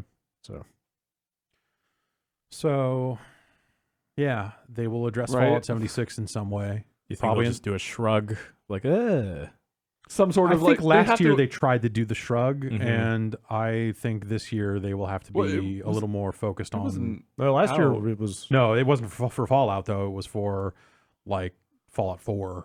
Oh yeah, well I mean they had the whole joke about like exactly there's going to be a bug. That's what I'm saying. Is they've already pulled that. Well, yeah. So I'm not. It's not going to be that, but it's going to be like because you have to imagine they were probably working on some additional content for that game before the shit hit the fan, and that is presumably still going to come out. Yeah, I assume a Fallout 76 presentation would be a mix between acknowledgement of how rough that game launched, acknowledgement that they seem to have gotten it to a somewhat better place, and a future plan. And then maybe also even just like, if you log in this weekend, you get 1 billion atoms. You'll or get something. 2 bags. Yeah. I have no firsthand experience with this, but I have this sneaking suspicion that game is slowly getting better, just based on the amount of people I still see talking about it. Yeah, I hear about content being added to it. And there are people that still stream it. Think of the kind of people who are still playing that game. You cannot trust their opinions. I don't know. Enough people are still streaming that game that I wonder if there's something going on. It will probably get to a point where the people who are still playing it will enjoy it, but it doesn't seem like it's the sort of thing that's going to get to a point where, like, if you played it then and we're like, no, thank you, that it's going to suddenly be like some amazing game. Their lies. All I'm saying is it may be on some path where they show some new stuff for it. Yeah. That's what I was saying. In fact, I mean, they've announced multiple like events and content packs coming, so like I'm sure they announced something for that. Mm-hmm. Trying to think what else. Rage is out. Yeah, so Rage has a cycle of updates that they will be putting out, community events and stuff. So they could touch on that stuff. They probably will. Yeah. I think there's still. I think Andrew WK's character is not in the game yet. Oh, he plays a character? Yeah, he's in the credits. Huh. And I was like, wait, I don't think I ever saw that character at all. Huh. But it turns out one of the first like add-ons is named after that character. So I think they're adding something around him. And and maybe they would touch on that here. That seems like a big enough thing to at least mention. Do we think Doom and Wolfenstein are basically big enough to carry that conference? Yeah, you know, two pretty big bangers. Well, but they're both known as in the context of like they will also have probably an Elder Scrolls Online update. Sure. But I guess, I mean, if that's the case, that means they don't announce anything new. There's got to be something, right? I think they expanded on Starfield, yeah. They pulled the trigger on that stuff last year. You know, they rolled out years of future development. Right, but they also came back for another. Like I could have seen that as like a sort of mic drop, and we're not going to do a conference next year because we already announced all this shit. So like, why are they back for? Yeah, that's where I'm at. Like if the main games are games that come out in 6 weeks, and then also and like then 2 months or 3 months, because they haven't shown much of Doom. Mm-hmm. And it's fucking really good. I mean, but couldn't that be like a Microsoft, even like a here's a chunk of the Microsoft, and we're going to show you Doom and Wolfenstein trailer. They showed a lot of it at QuakeCon last year. There's like 20 minutes. Yeah, I guess footage so. Actually, yeah, there was has to be a new game. That was a long. Yeah, I feel like they've got to announce something. Like you can't have a press conference and not announce any new games. I'm trying to think where it would come from. Yeah, that's the same. You know, they've published external games before. They've got. Yeah. What else do they have going? Bethesda Land. Yeah, they can add new attractions to it. Yeah. No franchises or like developers are coming to mind. Well, they own Arcane, right? Like they said, Prey is out to pasture. Yeah. So maybe one of the Arcane studios could have a new project. Wet too. No, I don't know. Come on, Moist. Just give me a Rogue Warrior sequel. We'll call it a day. They have to have something. They will have a new game. I agree. I'm putting money on it. I think you're probably okay. Don't know what though. Okay. Monday is the Ubisoft press conference, which I think the entire contents of that have already leaked. Yeah, I guess we know about Ghost Recon because they announced Breakpoint it. They announced. Yes. Watchdogs leaked. Watchdogs leaked, so they confirmed it. Oh, did they? Yeah, they changed their Twitter account to acknowledge like the NPC thing and the name of the game. I responded to the appointment I was booking with them yesterday, still referring to that as unannounced AAA, trying to be polite because I'm sure they weren't happy about the leak, but they've acknowledged at this point. Okay, so Ghost Recon, Watchdogs Legion. Yeah, is the name, and Roller Champions also leaked, which sounds like it's probably some kind of roller skating competitive multiplayer thing. Yeah. I think that could be really fun. What if it's just rollerball? Okay. Yeah, right. But that sounds cool, Jay. That sounds cool. Yeah. Yes, the reboot rollerball. Yeah. So we will be going to play. Definitely Ghost Recon, probably Watch Dogs, probably Roller Champions. They didn't say, but it has to be what those are. Directly after the press conference, we're going to go play those 3, and then they have us seeing a 4th game that's some kind of role-playing hands game, off. Some kind of I think it's some kind of stuff. It's some kind of open world RPG. Okay. Heard thematically like a gods and monsters thing. I don't know if that was the name of it or if that was just like the tone. Okay. But something along those lines. I wonder how that would be distinct from Assassin's Creed. I mean, well, yeah, I don't know. It says monsters in it. Yeah, because that's so does Assassin's Creed at this point. Oh yeah, well, lightly, yeah. It has gods in it, right? For sure. I don't know enough about it other than like the fuel. Like I had a couple of tidbits come at me from a couple of different angles. I was like, oh, weird. Okay, okay. So we think the 4th game there is some kind of open world RPG thing. Yeah. Trying to think what else they might have at the conference. It's like an hour and a half long. Yeah. Oh yeah. Yeah. Could you have a Rayman for Switch? Could you do a Rabbids follow up? Talking to a friend in the press recently who said that the first Rabbids or Mario and Rabbids to be clear, because there've been a million Rabbids games, but that first game apparently did very well. Yeah. So. And you can think of that as like also from a test run of Nintendo of like lending out the IP, and we see that again with Hyrule coming up. So maybe they're a little more inclined to do like another Mario and Rabbids or something. Yeah, I can see them having a new one of those. They pushed Skull and Bones. I'm Yeah, they did. I feel like they said that's not going to be D3. I No. could be wrong. Yeah, I think that's pushed out of this fiscal year. Oh man, yeah. Forgot about that. Trying to think if they would have much else. Beyond Good and Evil 2, you know, they did they say that's not going to be there, or am I dreaming this stuff up at this point? I don't know. I didn't hear anything one way or the other, but you know, like I don't know if that's worth giving a development update on, considering we have a pretty good idea that it wouldn't be playable based on what we've booked. Beyond Good and Evil 2 won't be at E3. Okay. All right. Says this headline. I guess not enough people submitted, you know, work. Yeah. To Joseph Gordon-Levitt. Yeah. The demo I saw of that last year looked really interesting, but crazy early. Yeah. And it also looked like something that would really benefit from some of the stuff they're talking about with these new consoles. Or even a streaming service.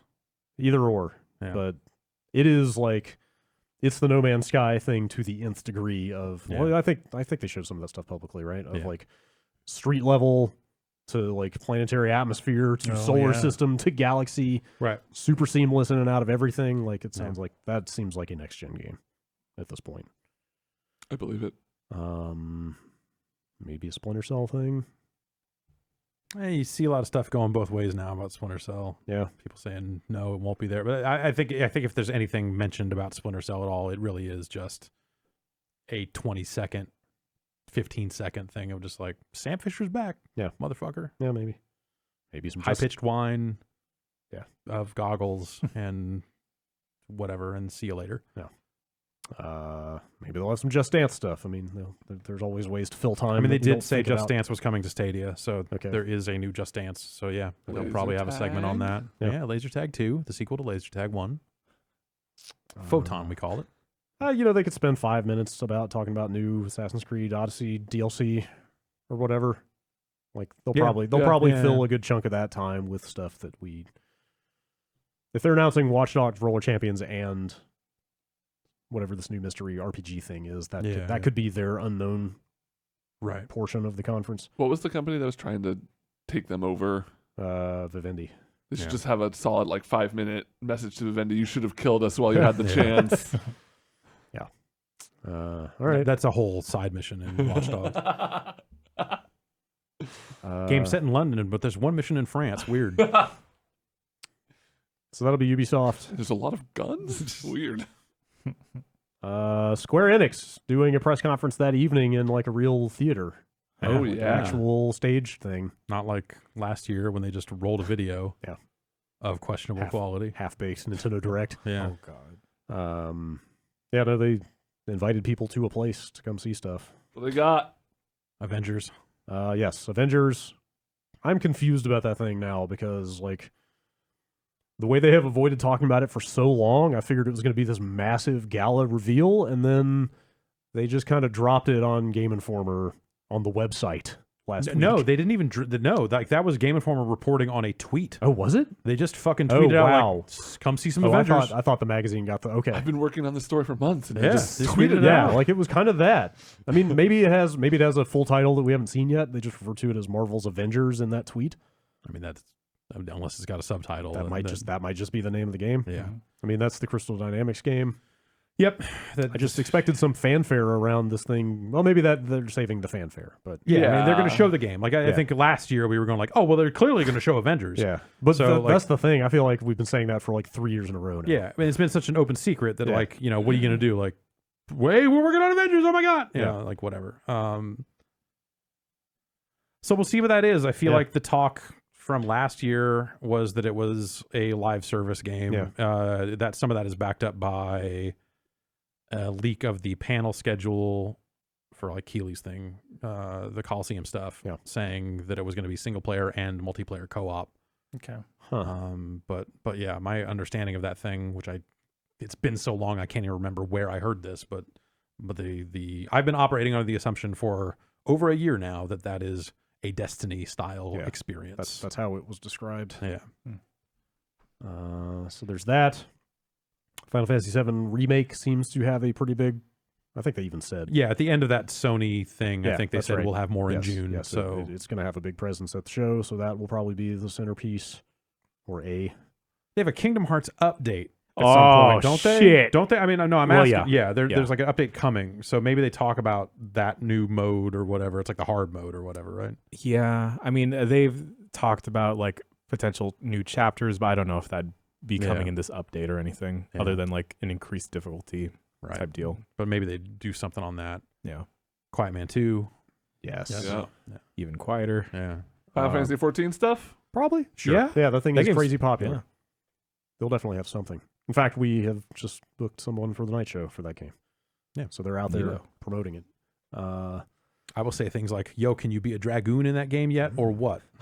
I mean, that train is in believe so. there. I'll say, well, we Phantom Train is a boss in that game. Can I name myself Spoony Bard, or is that taken? There you go. That's it. The two things I know about Final Fantasy. Apparently, if you're looking for Final Fantasy nostalgia from that era, that game. that game game sounds like actually it's super is full of it. Yoko Taro did some shit Yeah, for it. I came. I came pretty that- close last year to starting Me that, too. playing that. I was like, I should get a look at this. That's probably my big question about this is if Yoko has anything new to say. Yeah. Because, Oh, I wonder. because it's been over 2 years since Automata shipped. And there was plenty of time to get a new project going. Yeah. Do you think they give him the next numbered Final Fantasy? That was the rumor, right? For a while. I'm trying to think if that was a rumor or if that was. I think they said like we like, or if that was people going like, "Yo, they should do that." They said something vague about like considering, getting some new Japanese developers in here, and there's prominent people, and like they like listed a few, and I think Yoko Taro was one of the names they like said.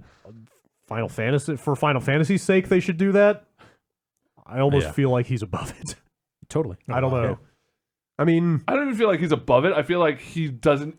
Like Final Fantasy doesn't even exist to him. Sure, he's like so into the near sphere. It seems like it would like rein him in a way that maybe is not suited to his weirdness. Yeah, if they had no oversight, I would love to see what that game is. Right. But like if you put him on like their cash cow, like they're gonna expect a certain, like they were gonna want him to walk a certain like straight and narrow. What his version of Sid would look like? I mean, that would be there insane. wouldn't be one, man. What? Yeah. Everyone would be Sid. Right. All of us is Sid. I don't know. I mean, I'm not like trying to crap on Final Fantasy here. It's more just like I am. I think he would be constrained by being on that franchise, and also that would be him like kind of being sent in to rescue it to some degree. And it's just like not. I don't know. I mean, like rescuing it seems weird. I mean, 15. Well, people like 15. Yeah, but it had a rocky launch. Yeah, like they've updated post-launch, it a lot. like They've canceled stuff. They canceled a bunch of the DLC. Like it shipped without modes and without parts of the story that people were really upset about. But people still like it. Yeah. Also, it took them like a decade to get it out. People like modding in other characters in the PC version. Yeah, that's true. That has saved it. Yeah. I don't know. Maybe they announce a straight up new Final Fantasy game. Who can say? No. I'm not sure. That sounds like something that happens around TGS, not here. Maybe. And I feel like with the 7 remake being like their key thing. You're sure. Yeah, totally. But I'm trying to think, like, what else do you do? They could maybe address that they have games coming to Stadia and do a segment on that. So that's an excuse for them to talk about the 3 Tomb Raider games. You know all what? 3 of those are coming. I totally have the appointment invite that I could refer to for this why don't because we do that? I know some stuff that I totally forgot about, which is probably going to be announced. Let me pull up the email. Oh, weird. Final Fantasy 16. Yoko Taro's Final Fantasy 16. Like, I feel weird talking about this stuff because as of right now, it is extremely not to be shared publicly. So, well, by the time this airs, it'll be okay. Let's assume they announced all this at the press conference. Everyone be cool. Unannounced title from the Mana series. Oh. What? Well, that's definitely a secret because it's secret. I don't know. There was no detail beyond that in this invite. Now, you know what? They mentioned Dragon Quest Builders 2. I think did that already come out in Japan? Yeah. So that's out in some territory. So like they'll probably mention that, Yeah. but probably not spend a ton of time on it. There's a new Tokyo RPG Factory game called Oninaki. That may have been announced already. Okay. I forget. But that studio's first 2 games that's announced. Their first 2 games really didn't do much for me.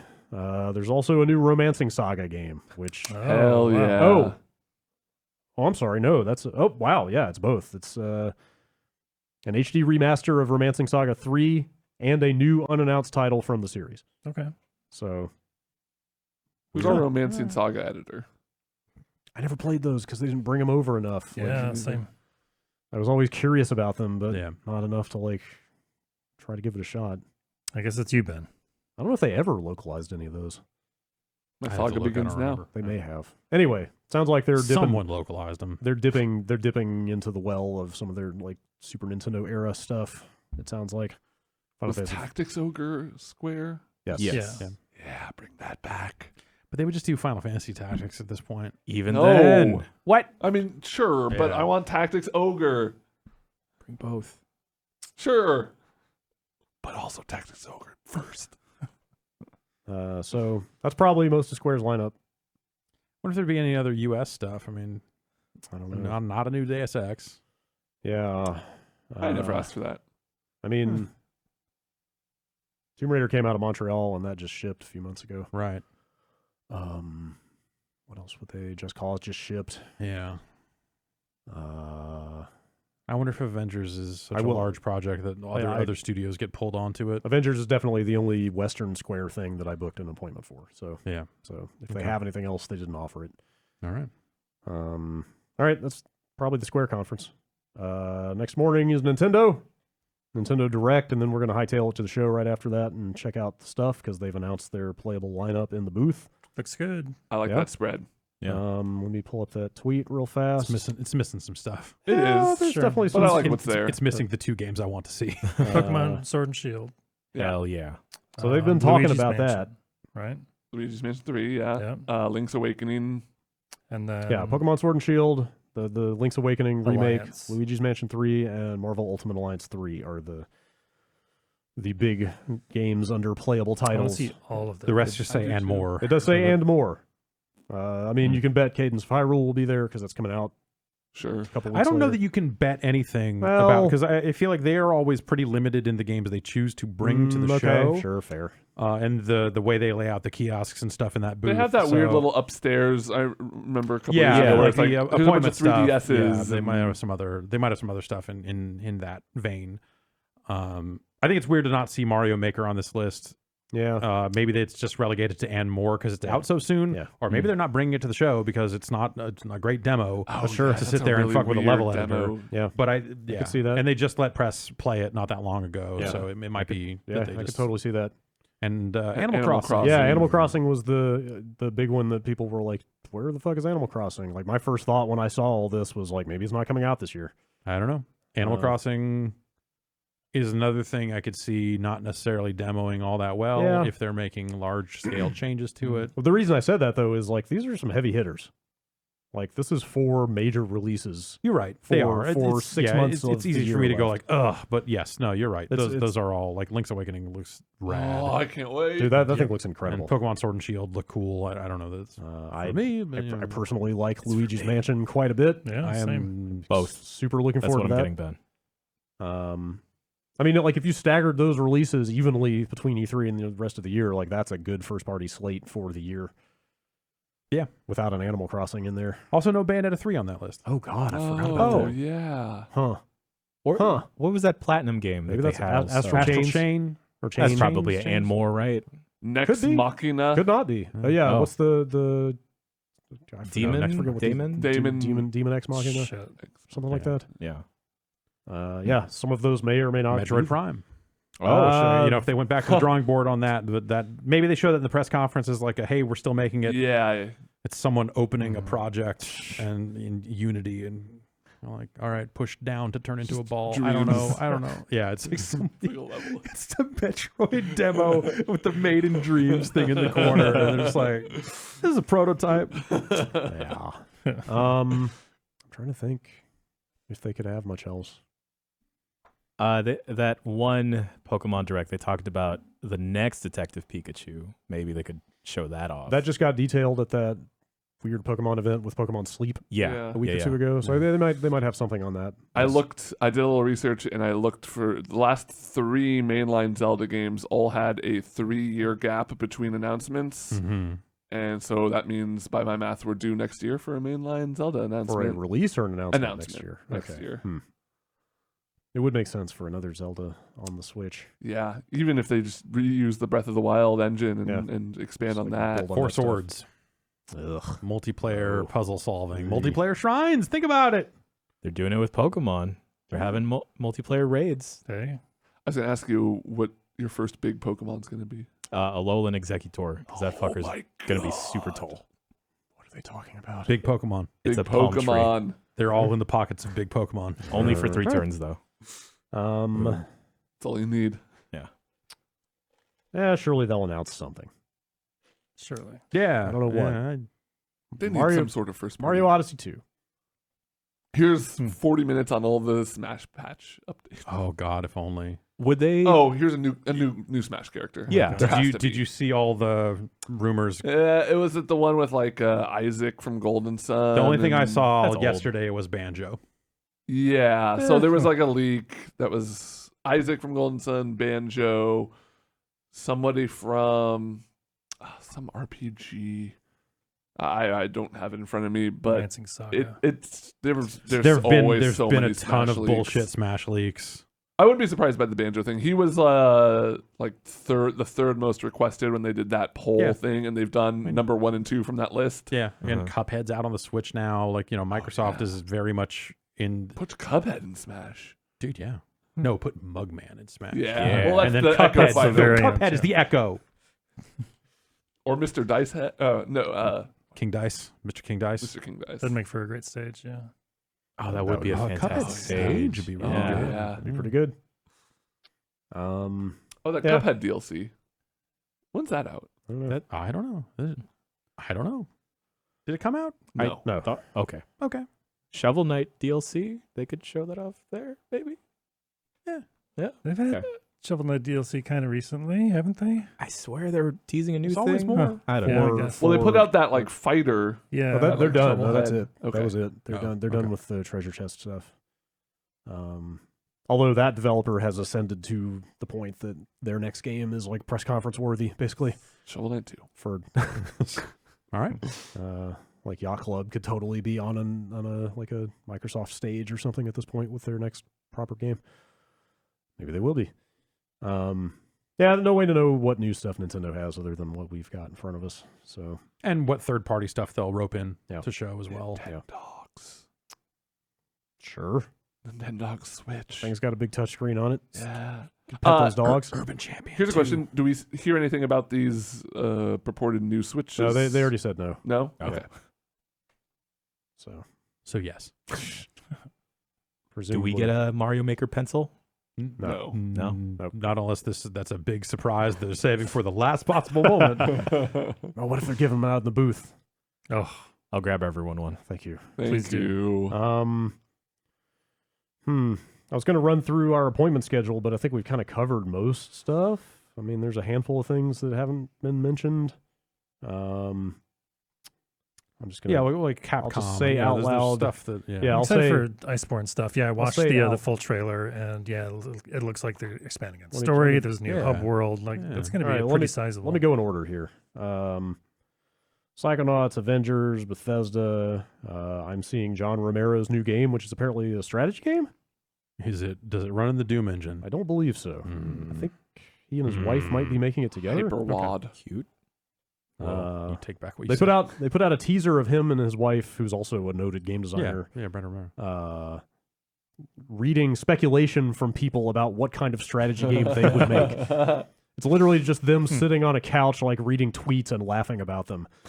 That sounds good. About what kind of like demonic things people are guessing that they're making. Mhm. They're making it for, I forget which publisher they're doing. So it's gonna be like a kids game.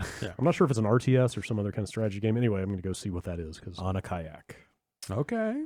All right. I thought you were saying his wife's name was Anna Anna. Kayak. Yeah. No, it's Brenda Romero.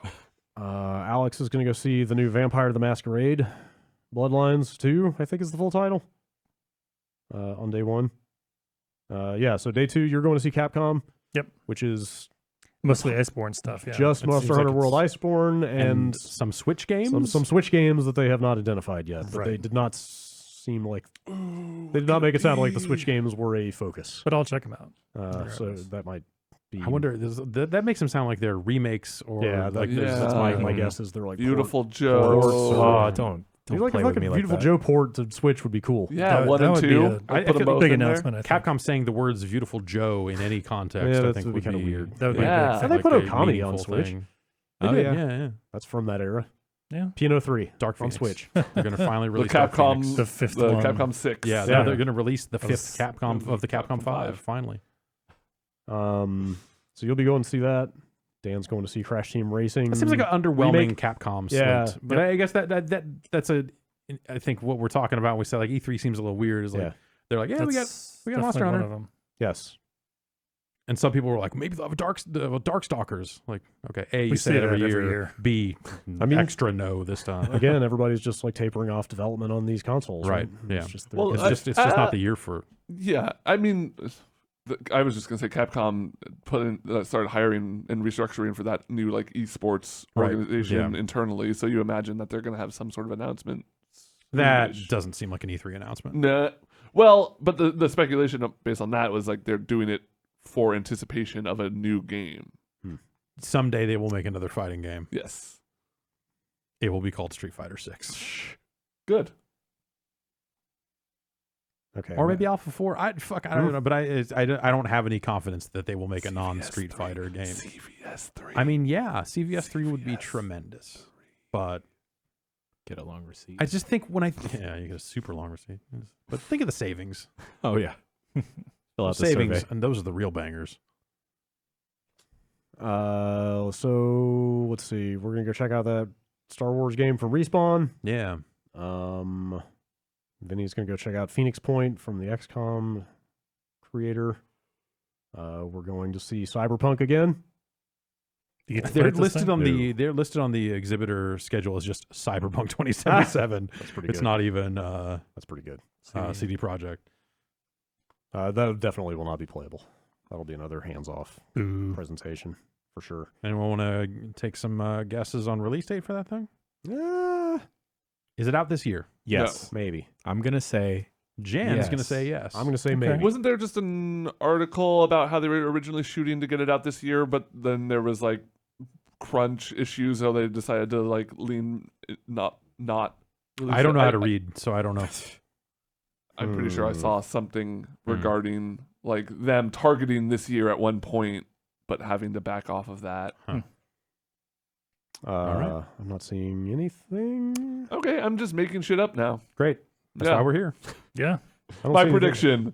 I don't see anything definitive right now. Okay. But whatever. A game like that, like the release date is speculative up until like 3 months beforehand, right? mhm. That could always slip because the thing is gigantic. Next day, Alex is going to go play Shenmue 3. Sure he is. Confirm that exists. Is that like code? Is he going to go get high on drugs? I don't know. He's going to go play some Shenmue 3, everybody. With Yu Suzuki. Yeah. Got to get free. I'm going to go see a new Dying Light 2 demo, which I'm very excited about. Yeah. That game looked amazing last year. Not a lot else that we haven't mentioned. Oh, Borderlands 3 is probably the last big game on the schedule that we have not addressed at all. We're going to go see Borderlands 3. Yeah, some of us will play Borderlands 3 Yes. and live to talk about it. Sounds like that bridge DLC for 2 is real. Yeah. I think isn't that coming out for free during E3? I don't know if that part, I like the image of the DLC with like the Steam banner on Yes. it leaked out. Okay. So I think that part is at least I mean, confirmed, but whether it's free, all that other stuff, I have no idea. that would be smart, right? Give away this weird marketing trinket for your old game to raise awareness about the new game. Totally. How many shift keys do I get for finishing it though? Yeah. That's That's help a lot. all right. That's pretty much the appointment schedule. That's kind of all the big companies. Do you guys want to take another quick break or just go straight into this exhibitor list? I'm ready. How you I'm feeling? good. Okay. Yeah. I don't think there's going to be that much more. Yeah, on I here. don't think there is either. Like I'm looking it over. You know, there's you get your Big Ben Interactive. What are you going to be showing? Everything. Oh, Wow, Full Show Monty. it this time. Unlimited access. Full Wow. Monty, huh? Okay. Yikes. And I'll be showing off my streaming service as well. Oh, Oh. great. We'll just be playing all the Benz lenses. That's right. Maybe I hope I can continue my E3 prediction of standing outside the Big Ben booth and flipping it off. yeah. Okay. That's half the reason I want to be there this year. Starting at the top of the list, 2K is only showing Borderlands. Borderlands. and- They said explicitly that's the only game they're bringing. 505 we've talked about. Activision is 505 may have like Indivisible or it's not at the show. Oh, it's not at the show. Okay, Yes. all right. It's just Control, Journey to the Savage Planet, and one other. Bloodstained? No, that's not there either. Okay, that's out like the week after E3. right. It was a smaller game. I Okay. forget the name of it. Activision is just Call of Duty, Modern Warfare, Mobile, and Crash Team Racing. Crash Team Racing is almost out. Yeah. I think we just got the launch trailer today, so that's like Okay. later this month. Amazon Game Studio is on here. That sounds like a meeting room to me. Yeah, probably. There's a different list, which is not this list, that tells where everybody is at the show, like what meeting rooms and or booths they're in. Yeah. I should not go far. I should not go down this rabbit hole, but they have made it the E3 website so hard to find so a list of bad. exhibitors and a show floor plan on the E3 website Yeah. this year. It is insane, and I don't know why. I have a I clue. can think of some reasons why. Yeah. Okay, Amazon Annapurna. I don't know that they're doing anything at the show. They've got a couple of games announced that are Yeah, they got out we got Wild Hearts. There's a couple of Oh, that was them. Yeah, that's them. Oh, So, I forgot that was them. Okay, Yeah. so if you saw that at Judges, that's probably all they've got going at the moment. What about that? no, Elijah not Wood? necessarily. That might have just been the one game they brought to Well, sure. the Yeah. indie thing that I was at. They'll be taking pitches. We didn't get any outreach though from them, so I'm guessing they're not doing anything Yeah, I else. don't know. Arcade One Up will be there. They're the company that makes Mhm. those weird small miniature arcade I want to get cabinets. a picture of Ben playing one of those. Oh yeah. It sounded like Namco was going to have another game. I saw those 3 games, and it sounds like yes. there's some Their new announcement. Their right? appointment invite said there will be one game announced at the show. Okay, and that's So- not. We know that's not Jumanji because they just announced Jumanji. The wording in the invite said announced at the show, Okay. so I can't say at this moment. All Sure, right. that's what it 'Cause, says. yeah, Jumanji didn't leak. It was announced. Oh, yeah, they announced it. Yeah. I, Don't know. the press email for the Jumanji game says play as the iconic Jumanji characters, and that means Jack Black and Yeah. The Rock and not Robin Williams. Yeah. What if the game is set between the two and you do get a Rob? Maybe you Okay. get a little bit of that. I don't think you do. No. No All right. crossover. Oh. Deep Silver's on the list here, but their appointment was just for an F1 game and an RTS. Yep. Like a historical RTS. Mm-hmm. So they don't have a ton. Double Fine is Psychonauts 2, but Yeah. also did Kids Rad. come out? Kids came out. Oh, Rad. Okay, Kids is already out. Kids is out. Rad will not be out by then. But Namco's publishing Rad, so Oh, so it'll be. maybe even both places. I don't know. That might not even be a public booth. That might also be a meeting room. I don't know. Epic is there, but it's just Fortnite stuff. I think we talked about that Mhm. a little bit. Facebook Gaming is on this list. That's like streaming stuff. That's like stream to Facebook, I think is what they consider Facebook gaming. Frontier Developments, presumably showing some Elite stuff. Oh wait, no, that's not them. No, I've they're got like, that they did like developer. the Jurassic Park game. is Oh them, isn't God, it? wait, hang on. Am I mixing up? I'm totally mixing up developers. Yeah. Jurassic Jurassic World Evolution, Planet Coaster. Right. They just said like they're doing like was it Wait, like no, a they do. Ghostbusters add-on for Planet Coaster? Yeah, Is they that- do Elite Dangerous as well. Oh, okay. All right. Oh yeah, they do. Yeah. They also did Connectimals. Now we're talking. Yeah. Oh, Ghostbusters. Ecto 1's going to be in Rocket League. Right. Yeah, I saw that. Big car pack for Rocket League. That's cool. Big 80s pack. Funcom. Yeah, got an have a appointment with Pinto? Funcom. Probably. Yeah, Funcom is like 9 more Conan games. Probably. Okay. Let's see. Conan the Reconquered. Yeah. Geico Gaming. Geico Gaming. They were at Evo last Geico year. Gaming. Yeah. Yeah. They're esports. They have the Geico esports. Oh yeah, they had a booth. They had a whole thing, mini tournament. Okay, yeah. Usually, I mean, also Cup of Noodle was there, so like Right. it's not that. Man, that was delicious. And that was a cool booth. We Yeah. got those hats. Good Shepherd Entertainment, which is the company that's publishing John Wick Hex, Oh, Oh cool. yeah. is on this list. Oh, we got Gung Ho. When's Hori. Jonah Hex Why Hex is it- my question. That's that's if this one does well enough. Keep your fingers crossed. Oh, Intellivision is there. I wonder if they're going to have. Huh. I would assume they would The- have the that Amico? new Intellivision thing, interesting. the Tommy Tallarico Amico. Maybe we should scope for that thing. Yeah. Konami has a meeting room, and I think they have what they that Contra collection got I announced. heard right? they were offering appointments. We did not get offered one, as far as I know. To what? Buy rights to something? Yeah. No, just play pachinko. Sell off IP. Yeah, I heard there was some word going around that a Contra game was going to get announced. So they have that Contra collection. Contra Anniversary Collection is coming out in got announced. Summer. So that could have very well just be that. What's in that? It's like Contra, Cool. Super Contra, Nice. Super C, Yeah. Contra 3. Yeah. Contra 4? No. Oh. And like a couple other ones. I don't know. Hardcore? Maybe Hardcore is in there. I don't know. Maybe. And then also Probotector, like regional variants and stuff like that. Because they got to, for Germany, they got to replace them with robots. Oh, sure. So, Modus Games. I'm going to see Trine 4 there. Okay. Pretty excited about that. They've got a handful of other indie games there. I clicked on Modus Games and it said you can't go here because the cert is invalid. Whoa. So, okay. Congratulations to Modus Games. Yeah.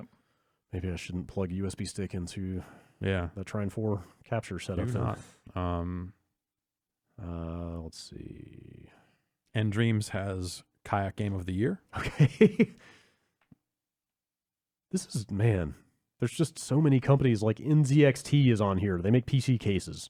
Yeah, there's a lot of stuff like there's that. a lot of that Alienware stuff. has a booth. And Yeah. There's like a gaming chair booth and Like stuff like that. Probably Astro as well, yeah. Yeah, Astro has a Astro booth. is Hori there. has a booth. Yeah. Doesn't Hyperkin make I was- Hyperkin has a booth. I was no, stopped by Hori Hyperkin to makes check out accessories. stuff. I'm sorry. Yeah. I want to find the best gaming chair at E3. It's a lot of peripheral and accessory makers and Yeah. stuff on this list. And Philips Hue. Philips Hue is The there. smart bulb people. Okay. Rayner Gaming, Jimmy Rayner's esports team, I assume. Yep. I'm going to click on this and see what the fuck this is. It's a gaming chair. I'm not kidding. I'm gonna make it my personal goal to find the best gaming chair at E3. Rebellion's Sit in there. it. They've got a Sniper Elite thing. Yeah. Sega's on the list. I'd talk to them, but their biggest thing is Judgment, which is out like a week or two after the show. Yeah. And God, they had a couple other things, but it was like, I should look that up real fast just to.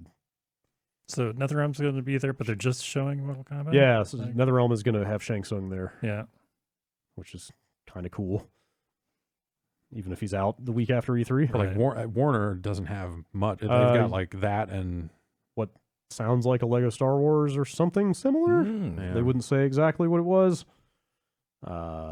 Let's see. Oh, Sega / Atlas. They're going to have the Genesis Mini there. Yeah. Mario and Sonic Olympics and that Catherine remake. Oh, right. Catherine full body. Or not remake. Is that more of a HD? It's like upscale. They're adding the There's some third gameplay Catherine. stuff. Yeah, I know. Yeah. There's, but it's not a full top to bottom remake. No. Yeah. Okay, so yeah, the Catherine thing will be there, but I would like to see that small Genesis. small Sega CD. Mm-hmm. Let's see. Square we talked about. Techland we talked about. Wait, Yeah. Techland's Dying Light, right? Yes. Okay. Whatever happened to that Dead Island sequel? I mean, it got restarted. Yeah. It was, let's see, wasn't it at Jaeger and then it went to Sumo, or was it vice versa? I think that's right. Think that's right. Yeah. That was a while ago, though. That got rebooted. Like Sumo is also doing like VR games. Oh no. Yeah. Yeah, Sumo Digital did. No, did someone buy Sumo Digital? Maybe. Yeah, Dead Island 2 is technically still announced. I don't know if that'll ever come out. Looking at this list, I think that's like Xseed is there, Zen Studios is there. They probably have another pinball thing. Yeah, I think that's about it. That's an E3. That's an E3. Like that makes it over the finish line. An E3. It qualifies. Still got some life kicking in it. But for how long? Yeah, that's the question. Like I said, like coming out of Judges Week, there were definitely like a bunch of games I came out of there going like, man, I can't wait to play full versions of these games. Yeah. And some of them are out this year. I think, like overall, I think we will look upon this year as like, hey, some really good games came out this year. Yeah. Nothing wrong with the business of games. It's but we're in a weird spot. Transitional time for expos and ways to show off games. Next year, you'll see some events around video games. Yes, for sure. For console, with the console lead up and all that other stuff. Yeah. start to wonder, does Sony bring back the PlayStation experience this year or next year? Is it both? There's some kind of way for them to re-enter the conversation about what they're doing with the new console. So there's like opportunities around that. They still have to give release dates to some of like Last of Us 2 and some of this other stuff. Yes. Oh yeah. I wonder if Death Stranding is kind of their big release for this year. Seems like it. Especially if Last of Us really did get pushed off. Yeah. Then no. I mean, but in terms of just like a big name, but also like Ghost of Tsushima, is that coming out this year? Is the Graffiti game coming out this year? That got announced for this year. Yeah. I believe. They've got other stuff. Yeah. Yeah, I don't know. Yeah. It's a weird time. Yeah. But if I remember the year the PS4 came out, they announced it somewhere in the February timeframe, I think is when they had that New York event. Right. It was early in the year, definitely. The straight up unveil was around February, and I want to say the Xbox One was around May, like a month before E3. Yeah. So they could be looking at something like that again next year. Anyway. For Sony, yeah. Because I mean, Microsoft will presumably do most of that work here next week. Yeah. Well, they'll still have name and price and I wonder appearance how much of box. Yeah, but I wonder how the console looks like. Maybe they're running more or less unopposed, right? Yeah. In terms of like the powerful box race. They got some of their PC stuff out of the way last week with the Game Pass announcement and stuff like that, kind of clearing the table for them to have more room to talk about other stuff. Yeah. I don't know. Like, it's they keep talking about how they're going to go big, and that's a lot of games. The 14 games number is not nothing. Whatever third party stuff that they can get, they can get because they're the only stage in town for some of that stuff. Yeah. But I think if they really want to make a huge splash, then I think they go very info heavy on the next consoles and the streaming tech and that sort of stuff. I think there's an opportunity there for them to just like run away with this thing and just like, there's so much information here. There's way more than you thought there would be, and we're going hard. I think they're in a position to do that. The Xbox One is, the winding down. tooth. Yes. Yeah. Yes, So- for sure. And yeah, Nintendo is the only other real Right. kind of major Yeah. tentpole company here. And Nintendo does what Nintendo does. And they've already said they're not announcing any new Switch hardware. It's just going to be games. So like Microsoft could pretty much be the story of the thing show by everybody default. remembers. Kind of has to be. I still think you still have to hold a lot back though, because you don't want to put everything out there too early and give people time to forget about it, because that's a year and a half before this thing would be coming out potentially. Depends on the message. Yeah, you're right. Yeah, but you want to tip your hand too early. I don't think that there's much. Like they're disclosing to devs. I assume like that stuff's out there. If Sony wants to know it, they can. It's not like some huge secret, right? Sure. So. Yeah. I mean, they signed a memorandum of understanding around the stream tech, so clearly Sony's going to get the download on how that shit works or how it can work for them. Probably the only really important secret is price, and that's way too early to say anyway. So that would be the thing you would hold off on, but and you don't give a date. Maybe you just give a window of just like, hey, we'll be shipping next holiday. Yeah, something like that. Yeah, but you could. If they got it, they could do it. They could say, here's what the box looks like. Here's what this looks like. We got this slanted stage. I'm going to sit cross-legged on it for a while. They could go all the way on that stuff. I just don't. I don't think they necessarily will, but I think like if they want to really kind of move on from the Xbox One, they should get people excited about the future. They need to get people Xbox. Excited about the future of the Xbox. Sure. Exactly. For sure. And this is a really good window for them to really get out there big. So maybe we get a name. Maybe not. I don't think so. Yeah. We get a code name. I think you're probably right. In conventional wisdom, you would definitely be right. I think I would just like to see them just say, hey, fuck it. We're out here. Like they've been so open about everything else, right? Like with their plans and their strategy for how they see the future of gaming and all the other stuff that they want to do. I feel like at this point, just carry that over and just come up with here's a different way for us to talk about what our hardware is, because you don't need the hardware because all these games will run on PC. Yeah. They will run on a stream. Well, if that's if that's the story, they should go heavy with games. Then they should be like, here's Halo Infinite, and you can play it on your PC or on their streaming service. Yeah, you don't even need to worry about the box under your TV anymore.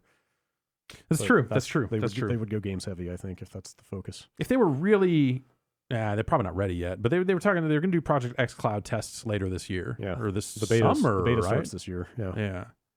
So they'll have to show some stuff about what that test looks like and what Yep. it even is. Yeah. I assume it's an existing game. It's probably Master Chief Collection, right? Somehow. Yeah. Um, All right. Well, all right. we could sit here and speculate all day. yeah. But by the time you hear this, you'll know everything. So Yeah. let's call it a podcast there. Okay. And just say, hey, have a good E3, everybody. If you're listening today, we've got some killer guests lined up for our night shows, Yes. which start tonight, Yeah. Tuesday. Check those out. They're a lot of fun. I guess we won't tip our hand on that stuff.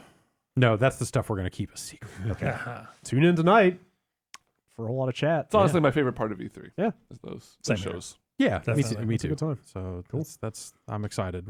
I am excited about the list of guests this year. It looks like it'll be a fun show. That's good stuff for sure. So, All right. Well, we're gonna head off to the E3 show floor. I yeah, guess, and see everybody all that stuff. stay and then, hydrated. Yeah. Have a good time wherever you are, whatever you're doing.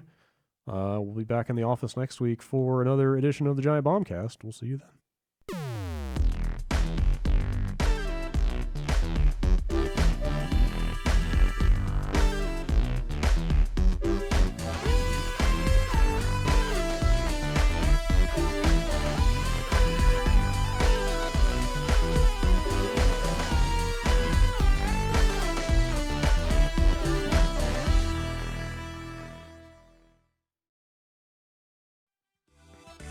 Support for today's show comes to you from new Starbucks Triple Shot Energy. That's right, Starbucks Triple Shot Energy has 225 milligrams of caffeine from Starbucks coffee. It's got a hint of flavor, and it's enhanced with guarana, B vitamins, and ginseng for the energy to do what matters to you. It's available in 3 delicious flavors, including French vanilla, cafe mocha, and caramel. Find it in your local grocery or convenience store.